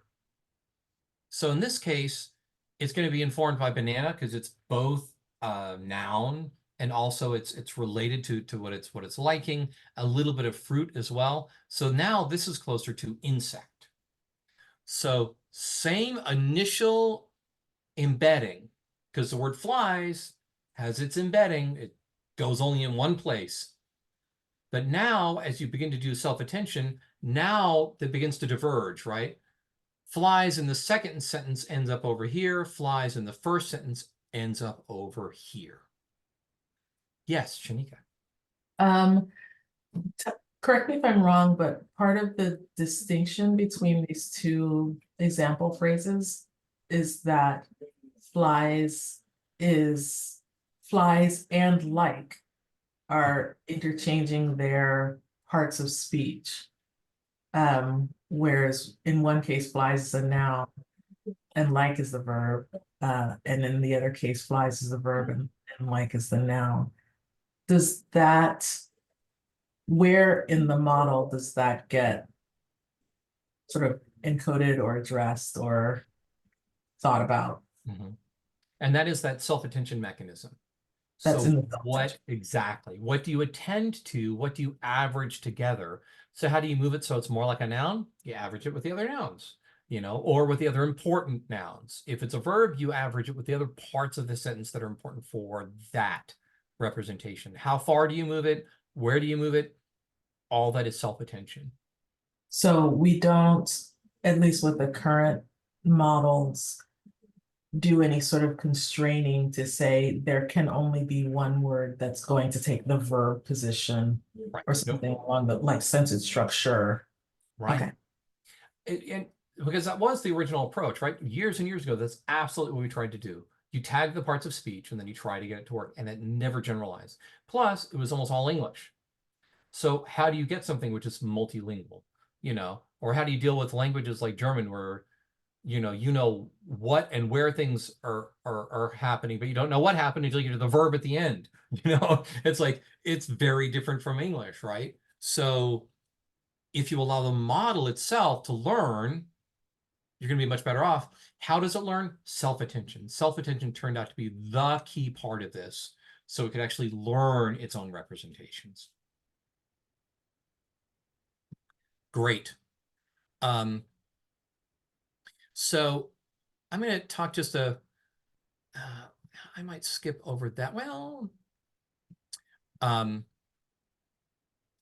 just to make this clear, you can actually even look at the weights, at the mixing that has occurred here. You can actually inspect the model and see where it's been influenced. So flies, in fruit flies like an arrow, you can see, boy, it's being influenced by banana, by fruit.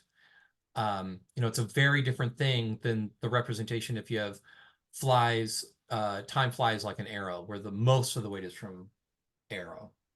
So you can actually see how it begins to shift and what self-attention is doing. All right. So let's go ahead and what we're going to do next is we're going to take a look at a visual representation of what's actually going on in the architecture of one of these models.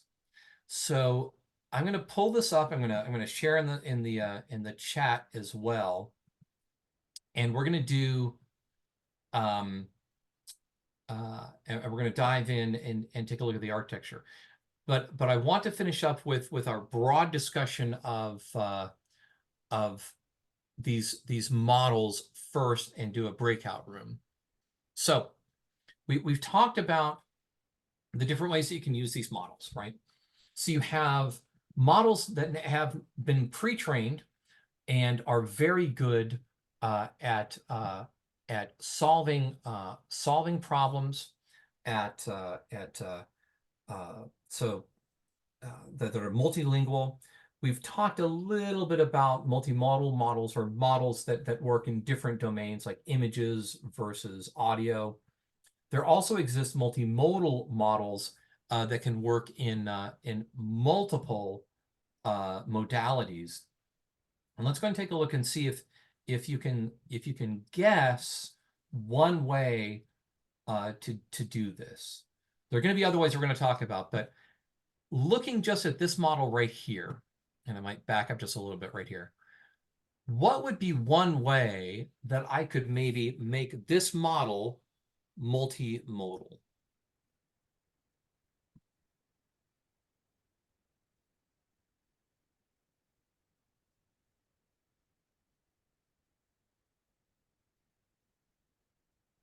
You could assign tokens across modalities at the onset. Absolutely. Absolutely. So much like you can, with the token encodings, you don't have to just do English, you could do multiple languages. You could also do token encodings that handled text and images. You just have to make sure that, you might tag it and you can say, hey, what follows is an image versus what follows is text, maybe. Or maybe you just mix it all together. They're general purpose learners. So they can do that so long as you have enough information to train the models. That is absolutely one way. That's a great way. As a matter of fact, that is the way that some of these models work. It turns out there's an even more successful other way of doing this as well, which involves combining the output of different models within the encoder stack. Like you have two different things feeding into the encoder stack, one from a model which is trained on one modality and one from another model trained on another modality. But know that you can do different modalities and you can have multimodal models. So what I'd like to do now is I'd like to ask you to go into a breakout room and let's see. Miranda, are you still around here? Yes, I have assigned everyone to a breakout room. So if you put a group that you're part of, you should just be in that room. But if you're in the wrong one, you should be able to assign yourself as well. Fantastic. So now what let me go ahead and share the link to the work. Let's see, I have to find this again. Oh, the breakout rooms. Okay. So here is, let me go and share this one more time here. Here is the worksheet for the breakout rooms. I'm going to put it back into chat.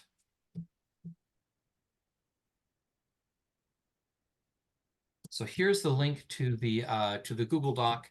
You all can go in there. And what I'm going to ask you to do, take a look at what room you've been assigned to. And I'm going to ask you to answer the following question. Given what you've learned about the different models, what transformer models are capable of, the different types of models that exist, what models might be useful in your research, scholarship, or in your application? And keep in mind, this could be, this could be a chat model. This could be a special purpose model. It could be audio, could be multimodal. Any of those things are possible. So talk about this in your group, what would be useful. And second, if the model needs to be trained further for your particular area, what would it need to be trained on? So the one that I was going to ask Umang to speak on was, we have researchers. Do we have them here right now? The researchers working on medieval French. Is anybody here working on medieval French right now? I don't think you're here. So turns out none of the models that are existent right now are great in medieval French. So we're gonna have to train a model more on medieval French. And we're gonna choose a model which does Latin well and does French well, because it's sort of in between the two. So think about these, answer these questions. We're gonna open up the room for 10 minutes for you to have an opportunity to talk with others about how you're thinking of using this technology. So if you're in room 1, go ahead and remember, elect somebody to go ahead and put in some notes here underneath your room number. And then when you come back, I'm going to, at random, choose folks to speak a little bit about what happened in their room.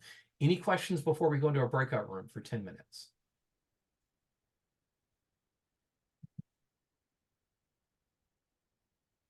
All right, then I would say let's head in. I will see you back here in 10 minutes.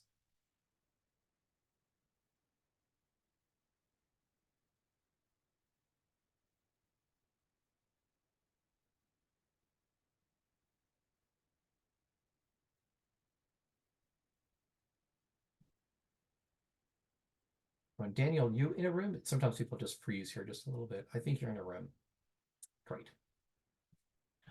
All right.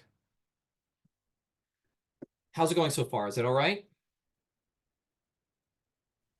Okay. I think it's going great. Okay. Yeah, I'm really enjoying the feedback from folks. They're pretty talkative, which is always exciting. Oh my God, it's so much better. And so next, what I'm going to be doing after they come back, I'm going to be showing them the I don't know if you all have, I haven't shared this with you all, and my apologies for not sharing it yet, but let me find where this is.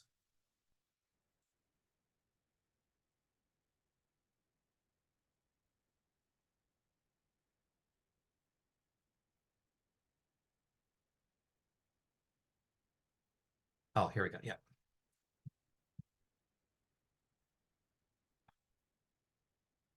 I'm missing my large monitor. Okay, here we go.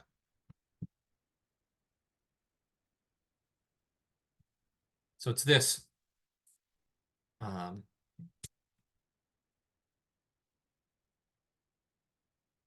let me put this into chat. That is so cool. It is very cool. So, you can, so literally they can see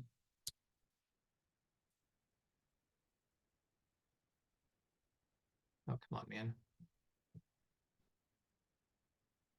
So here are the different models. So you can actually see the relative size of the models. That's cool. That is cool.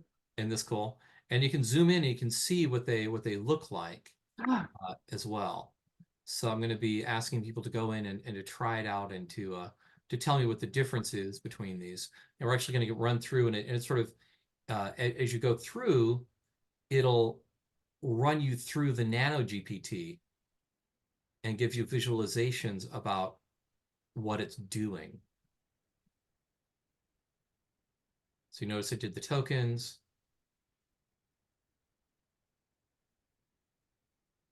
It does the token embeddings.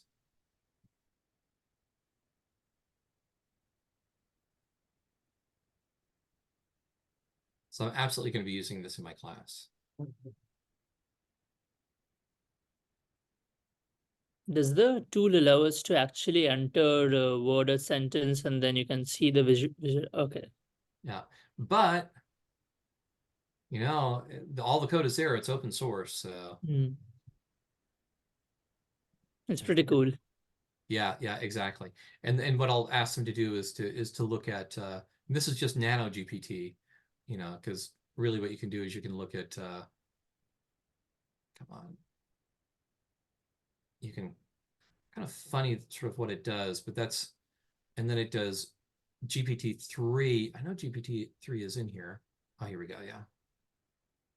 So what's the difference? And really it's just size. I mean, architectures. So that's what I'm hoping that they'll get from this is what's the difference? Size. Cool. How's the feedback coming here? Do we need to jump into any of the rooms?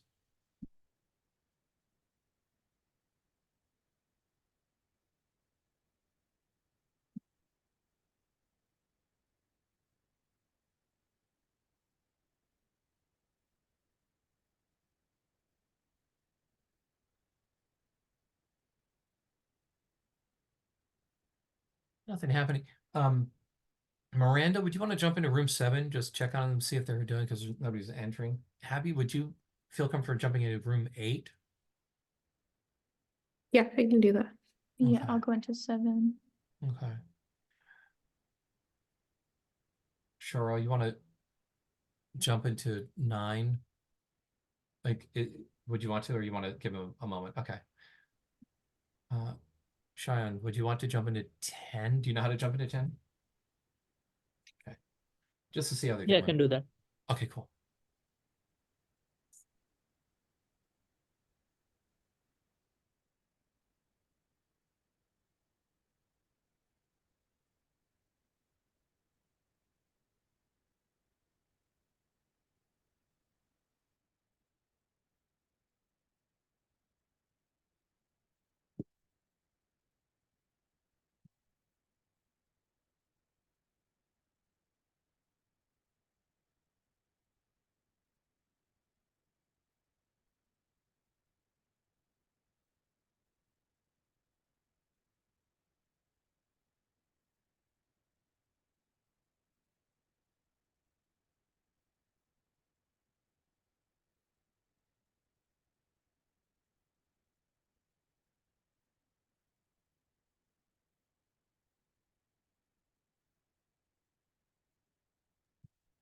Room 7 was Kong Lab, and I couldn't really tell. They were talking, but they were speaking Mandarin. Okay, cool. And they both had their cameras off, but I think they might be in the same room physically. Okay. Or they're not. I don't know, but they're doing Yeah. something. They're doing.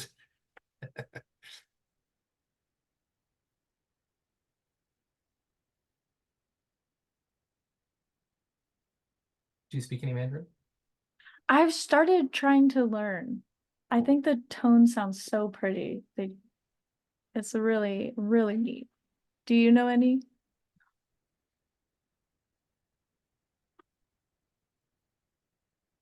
It's on my list. Yeah. I was just visiting my friends in Ohio who one of them has family from Bangladesh, and so they speak Bangla, and they have a small toddler that speaks Bangla at home. So I picked up a couple of those phrases while I was there.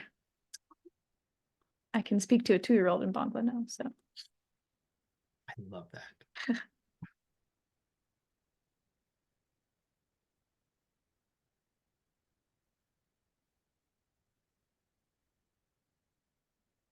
How are we on time? Okay, Jesse. So the members in group 10, they actually are not working with language at all.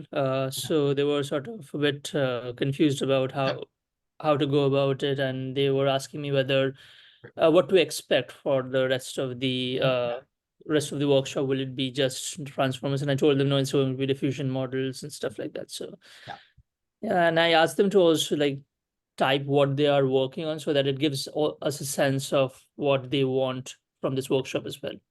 Perfect. That's great. And did you notice Roy Lau? Are you working with Roy Lau special model to detect gravitational waves? Yeah, I noticed that Roy's working on it, but since I've just joined for a month, I haven't really gotten a chance to meet other people who are working in gravitational waves, but I'm sure I'll come across him sometime. And also Karan has been away, so I haven't really met the group, to be honest. But yeah, it will be nice to catch up with him soon. You know, absolutely. Yeah.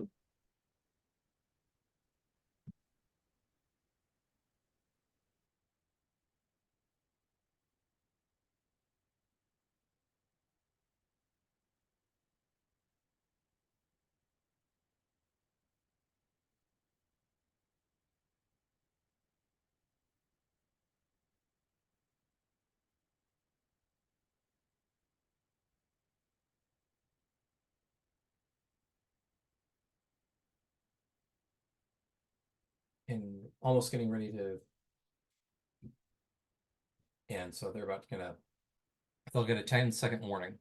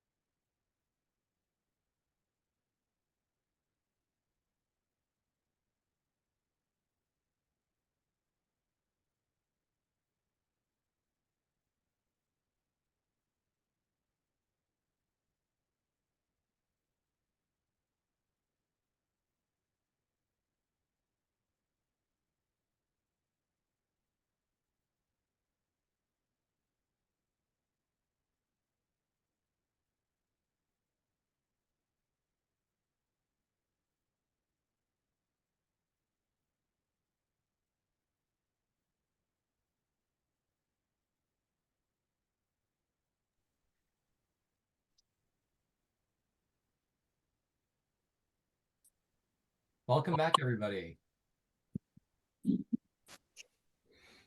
Good to see you all. Welcome back.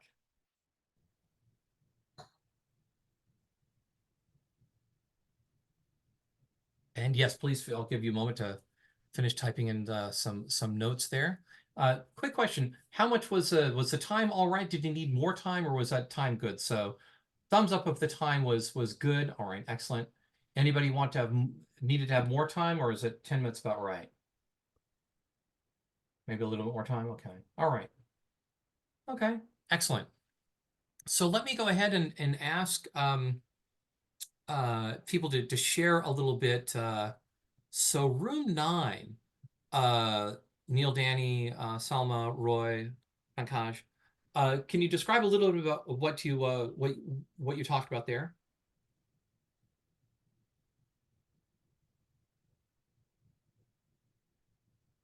Yeah, I guess I could speak on for. So, most of us, we don't have too much experience in AI modeling. Especially for me, I've actually zero experience going to this one. I know for Salma, she's interested in maybe using a chat model and seeing how that language model can sort of like assist in terms of like questions and specific problems. And Pankaj, he's interested in lyric detection. He's probably going to probably try like find the content using chat models. And for me, I just joined a LIGO research group, so I'm interested in seeing how I can use AI to sort of like register what's considered noise and what's considered an actual gravitational wave. So yeah. Excellent. Very, very good. Room 8, you're interested in multimodal generative AI. Can you describe that a little bit?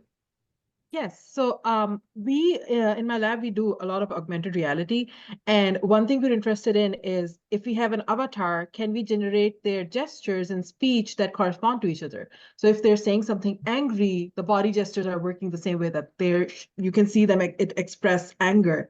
So sorry, I didn't get to finish the last sentence, but I did a little bit of work with it, and we feel like there's definitely some fine tuning needed here. For example, at least for the body gesture stuff, it's just local transforms of all the joints of an avatar's body. So that means that how it's rotating, how it's translating. So when it's saying something that's like, you can tell that the conversation, it shows anger, that's the context of the conversation.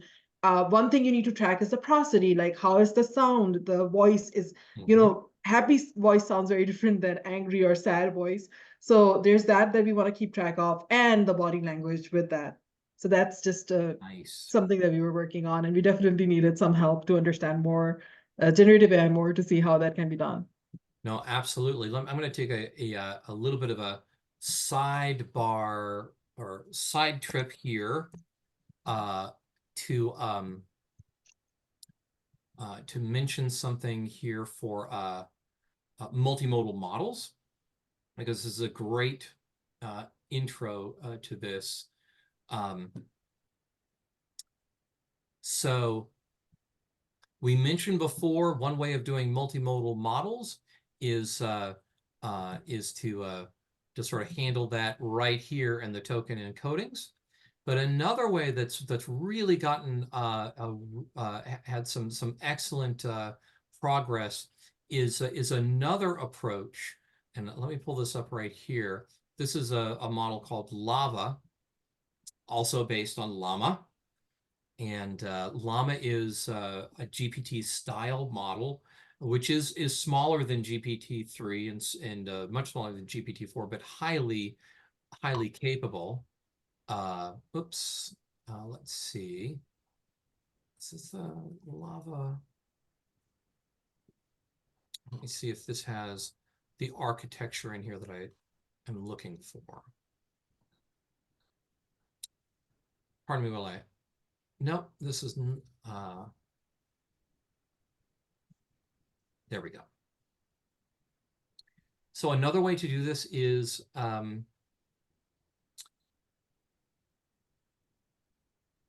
models. You take models which are trained in single modalities. Here's what I want. So here, what you have here is you have a language model like Llama. But now what you have here is you have another model, which is trained, on this case, in images and projects directly into the model.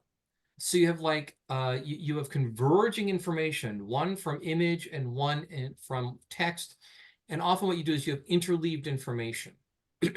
So in your case, you can imagine, instead of having an image, you might have kinematic information from body parts, hand location, movements, that being fed into a language model and then trained together. And so it learns the representation that, so when you have someone looming in, that's engagement, or can also be anger, especially if you're doing facial expressions, you have action unit 4, I think this is, right? So, all right, no, that's could be anger or, certainly activation. So there are ways to create collections of models that then feed into a single model. And that's another way to get multimodal models. Absolutely involves training. But so just so you know, yeah, there's a way to get there. Thank you so much. This helps a lot. How can I get access to that paper? Is that on the document? Yes, it's on. I'll be putting on the document, and absolutely. And we'll be talking about this as well. Thank you so Multimodal much. models. Great. So let's go and take a look at one more here. Let's see. Okay,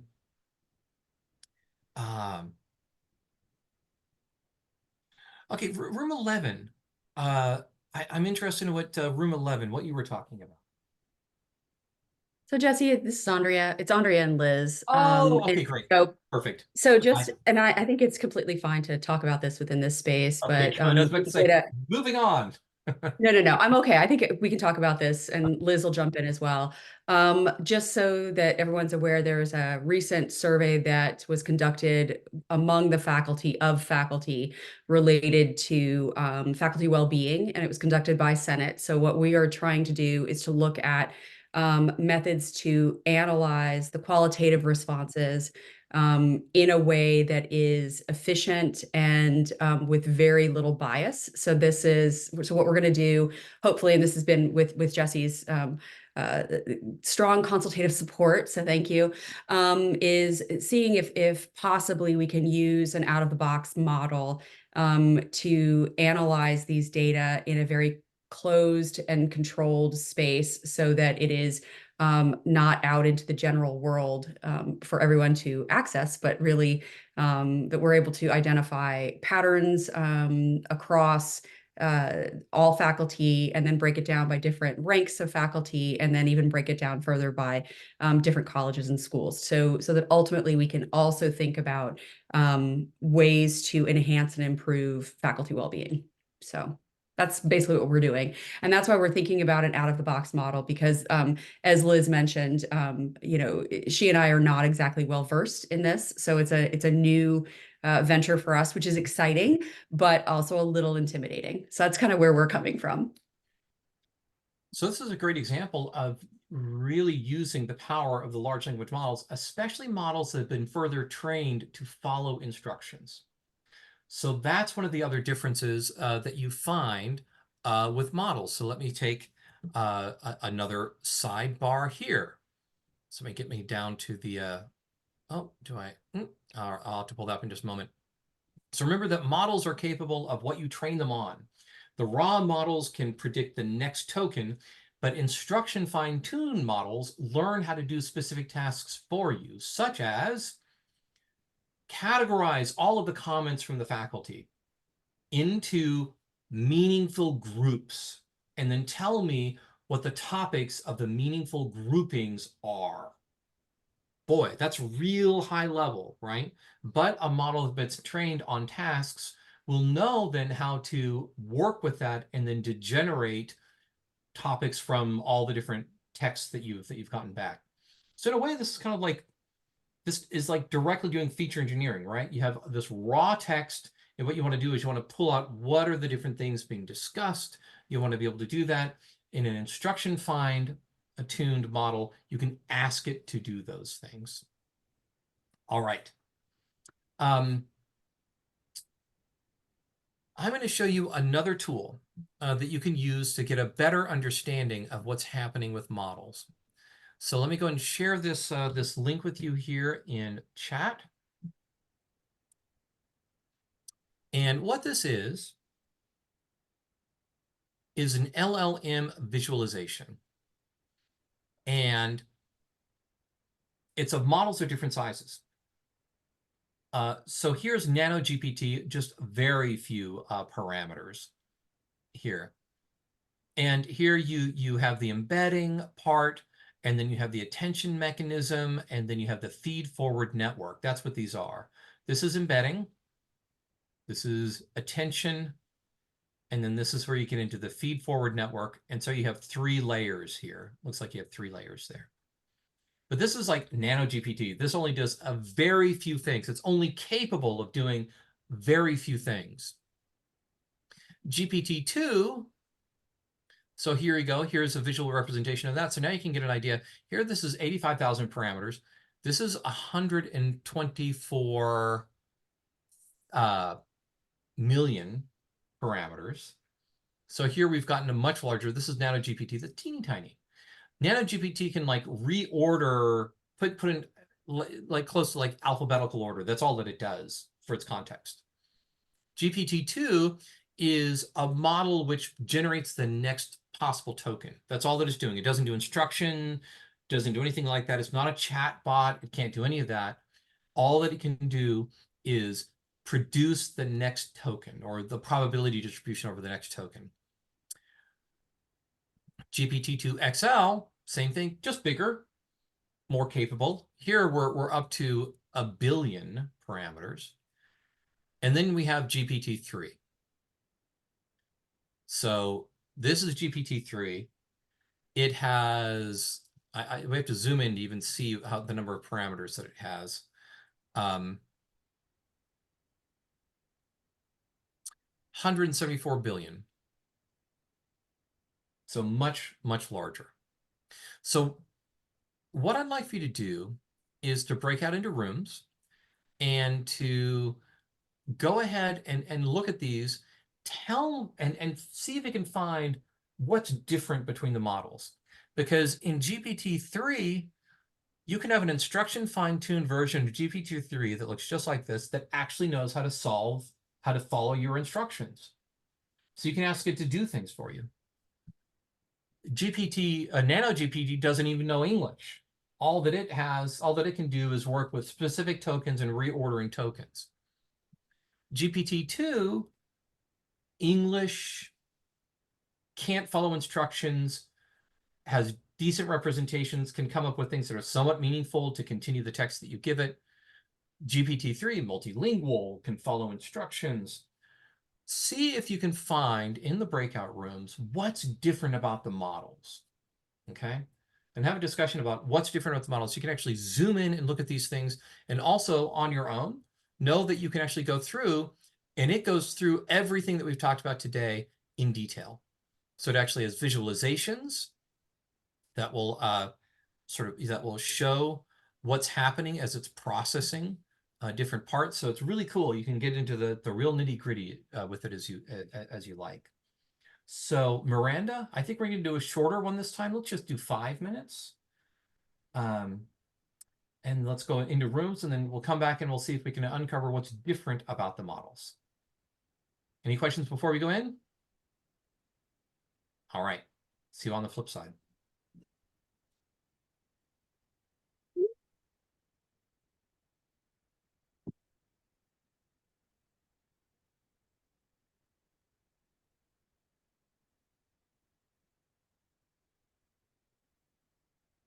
All right, and Spencer, I'm going to go ahead and I'm going to assign you to 7.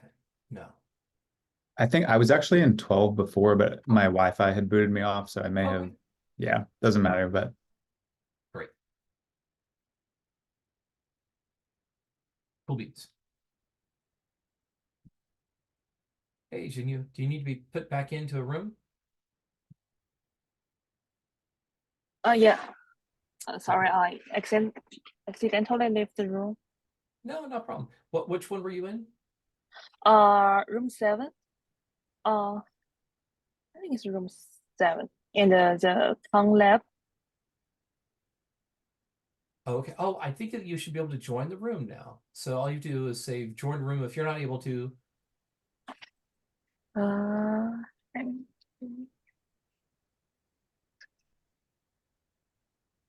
But it's okay. I can, like.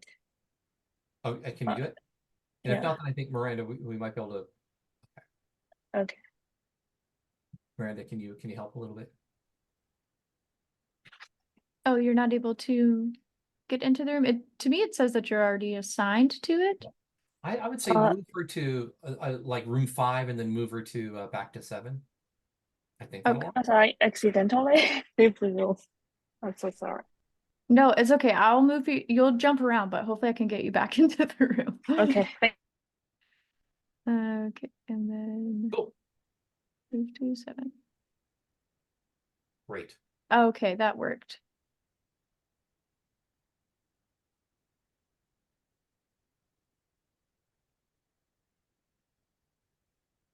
The LLM visualization is pretty cool, isn't it? I really like it. Yeah, it's so cool.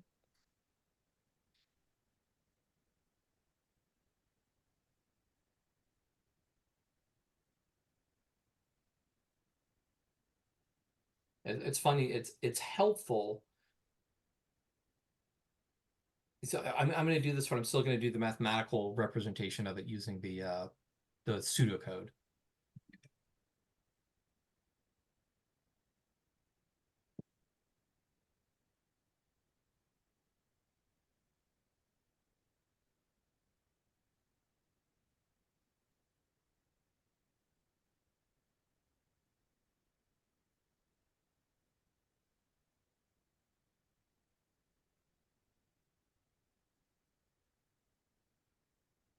Okay.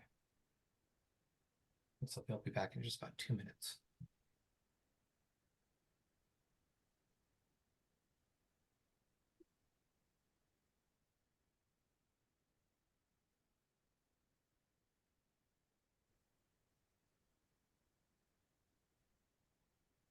And for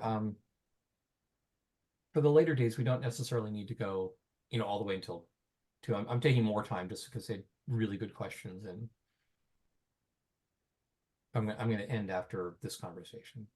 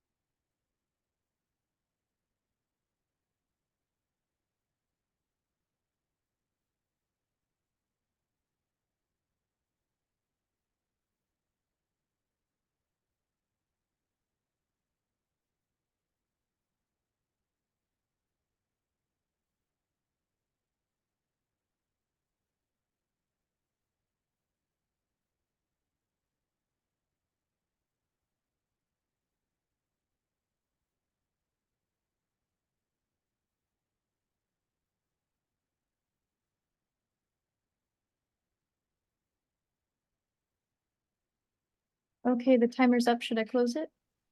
I'd go ahead and let it do its 10-second thing. It does a 10-second countdown timer in there. It'll bring them. I think it brings them back in automatically, don't it? Yeah. Welcome back, everybody. We were so close.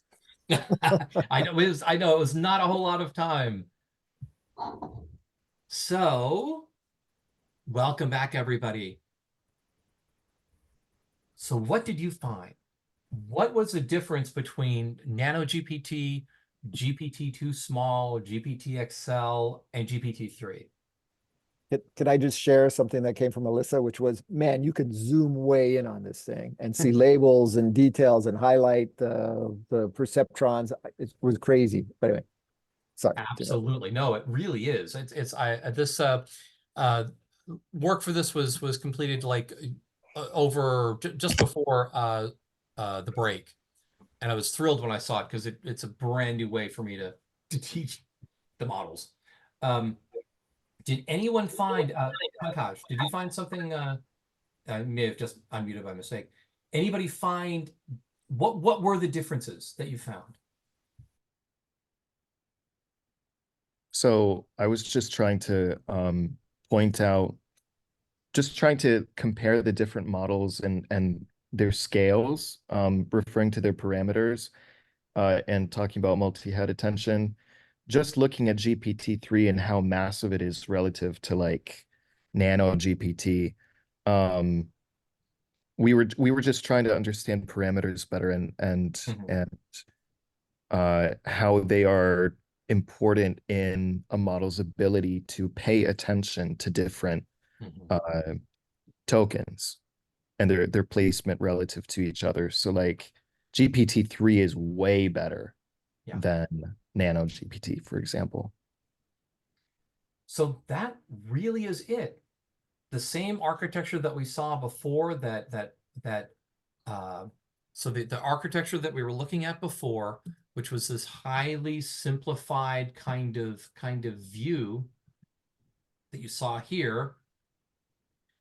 The difference is the size of the encoder stack, the number of things that are stacked together, and that's kind of it. It's all self-attention. It's all the feed-forward network. Actually, architecturally, these look pretty much the same. So there's nothing different architecturally other than the scale, how many stacks you have, how large the stacks are, whether you have single versus multi-head attention and how many attention heads. But other than that, it's parameter count. The vast majority of parameter count goes into the feed forward. So the more the larger the feed forward net is, the more it can learn. But in terms of the learning mechanism, it is the attention mechanism matched with that feed forward in stacks, which appears to be the secret sauce. So what differentiates, this is Nano GPT right here, and this is GPT-3. So why is Nano GPT only able to do one kind of task, but GPT-3 knows multiple languages and can follow instructions? Size and training. You need to have a large enough network so it can actually absorb what you're training it on, and you have to train it on the right things. GPT-3, without instruction fine-tuning, does not know how to follow instructions.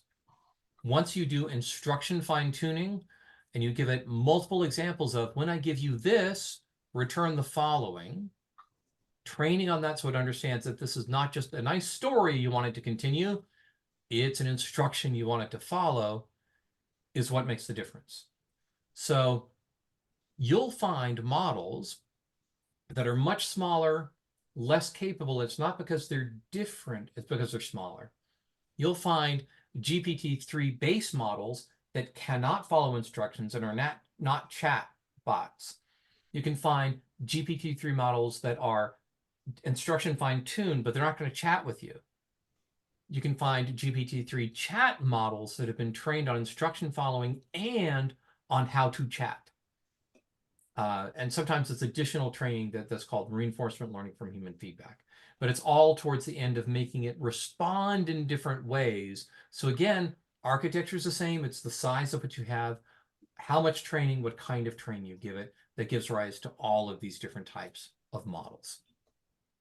And remember, the model is learned sequences, and it doesn't matter if it's text, if it's audio, if it's other types of data, images, video, all of those are things that the model can learn so long as it's a sequence and it can pull up that same trick of doing the self-supervised learning. Transformer models are powerful general purpose learners. So tomorrow we're going to be going more in depth into the different types of models and the different architectures. We're also going to be talking about a related kind of technology that does use this idea of embeddings, but in a different way. And these are diffusion models. And these are the models which generate not only the next sequence or filling in words or elements of a sequence, but rather can generate whole images and actually have been used much more broadly than images. So tomorrow, Miranda's going to be talking about models more generally, and Abby's going to be talking about diffusion models, which generate images, not just token probabilities over text. So let's go ahead and draw this to a close for today. We'll stick around for any questions that you have in our office hours between now and 3 p.m. Congratulations on finishing up the very first day of AI Winter. This was a lot of information that got thrown at you. Thank you so much for all of your questions and all of your comments. Please just stick around with any questions that you have during our office hours. Other than that, we'll see you tomorrow, also at 11.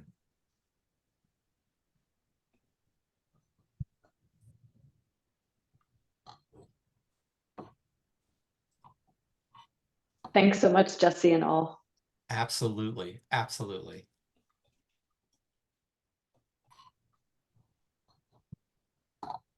So can I ask the first office hours question? Please do. So can you please explain to me, and I apologize if you said it already, how the instructions, how you can use the instructions to sort of make the model smarter? Is it that you, because what if you're not, I guess what's the point of putting in instructions if that's going to guide you in ways that you wanted the model to sort of self-supervise in the first place? It seems like instructions would then just be guiding or supervising. Right.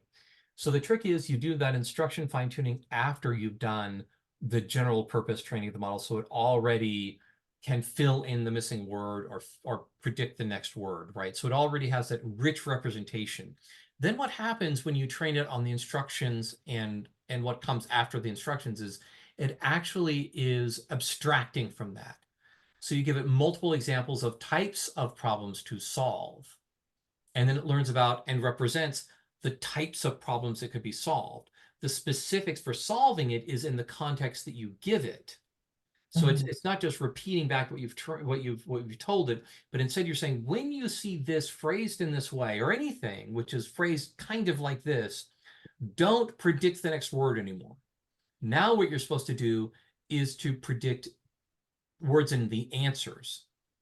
So the difference that I use when I have more time is if you ask GPT-2, you say, I'm interested in works by Zora Neale Hurston. I'd like to know other titles. You ask GPT-2 that, and GPT-2 will then respond, because her writing is interesting and has meaning to me, and it's continuing your writing, right? Right. And I liken this to if you have an average dog and you point to something, the dog's going to look at your hand, right? But if you actually have a very intelligent dog, the dog actually looks at what you're pointing at. So GPT-2 All right, you want me to guess the next word? The next word is because. Now, GPT-3, larger model, and that's been instruction fine-tuned, will just start listing titles. And some of the titles we write, and then if you force it to keep on doing it, then it's going to start making up titles. But, you know, the first ones will be, okay, but it's not chatting with you, right? It just says, okay, you know, here we go. Going to list them out. A GPT-3 model that has been further fine-tuned or reinforced for chat will instead say, certainly, I'll be happy to, you know, and then say, here are some books by, and then we'll list. So that's the result of the base language training plus the instruction fine-tuning plus the chat. It's been trained on all of those. Okay, thank you. Yeah, you have to have a large model to do that, right? You can't, you're not going to be able to do instruction fine-tuning very well on GPT-2. And I have to be careful when I say that. It has to be, like, Llama is not that big. Llama is only like 7 billion parameters. 7 billion kind of seems like the lower, at least right now. It could very well be proven wrong, but 7 billion is kind of like, below that, it gets harder and harder. Above that, and you can do instruction fine-tuning. You can do reinforcement learning from human feedback and make chat models out of that. Thank you. Absolutely. Great question. Other questions?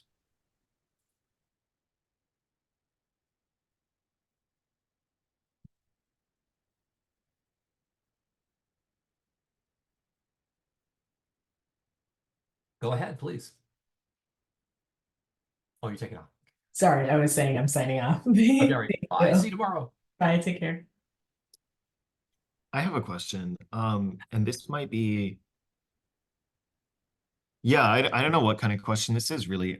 So I understand that LLMs, they're not good at math because what they do is The they original assign, LLMs. Yeah. oh, what I'm getting at is, like, if a model is doing next token prediction, if it's assigning a probability distribution over the next token, am I right? Yeah. Then it's doing math internally. Matrix multiplication is happening. Yes, but not, yeah, but that's at the level of the mechanics of the model. That's not in the representation that it's learned in its feed-forward network. Okay. So if it had a better representation of numbers, it could do better. We know that it can do better. There's been studies, right, and models that have been trained, and so the numbers have a special token, right? And so it actually it keeps the numerical qualities of the numbers that go in. And in that case, then it's fine at doing math. It can actually, it does really well with that. And even with like basic math, it can do okay. But man, it's you're asking it to do some really hard work, because like all that it has, you know, you give it 412, it says 4 combined with token for 12. Like it has no sense of order. Like 420 is greater than 412. It has to learn that from context. So if you start choosing numbers it hasn't seen before, it's going to represent them in a way there's nothing innate in its representation of the numbers. We make it pretty hard for it to do that. So if you're careful, more careful with your tokenization, even if you just do like, hey, let's do the first 100 numbers at least, you know, and let's sort of force it to do a tokenization that kind of makes more sense, that can help. But there's that special tokenization, which I mentioned in the very last part of class, which is a special token that it can use, and then it can do much better. So something like subconscious, it's like, do you know about cellular processes? I mean, because right now, Carl, you parts of you are undergoing mitosis and meiosis. Oh, I get it. Okay, I see. So, right.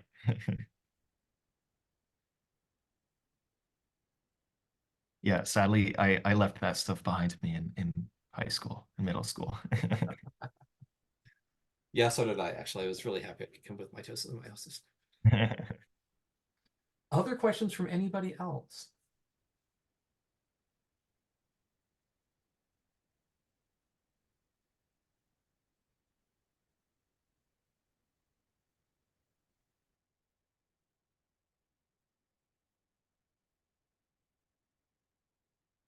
All right, folks, then I think what we'll probably do is we will finish up our office hours unless someone has additional questions.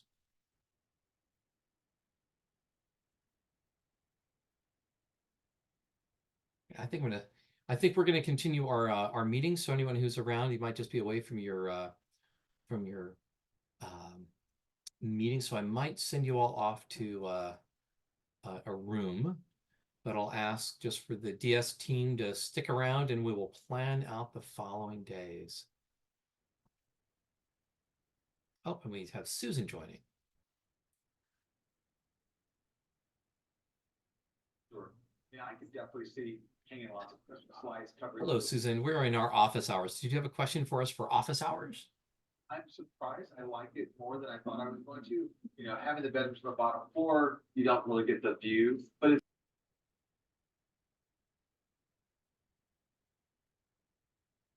And Marina, I'd say let's send Jinkyu, Jinquan, or Caddy. Let's Caddy, we're gonna send you off to a room and we're gonna plan out our following days. You want to put her in room 10? Send a breakout room? Okay. Or the waiting room. Or you can just open up a waiting room, actually, would be great. Thank you. All right. So I went longer today just so I could cover the rest of the material, but we don't have to do that for the following days. Shall we take a look at the plan and see if there's anything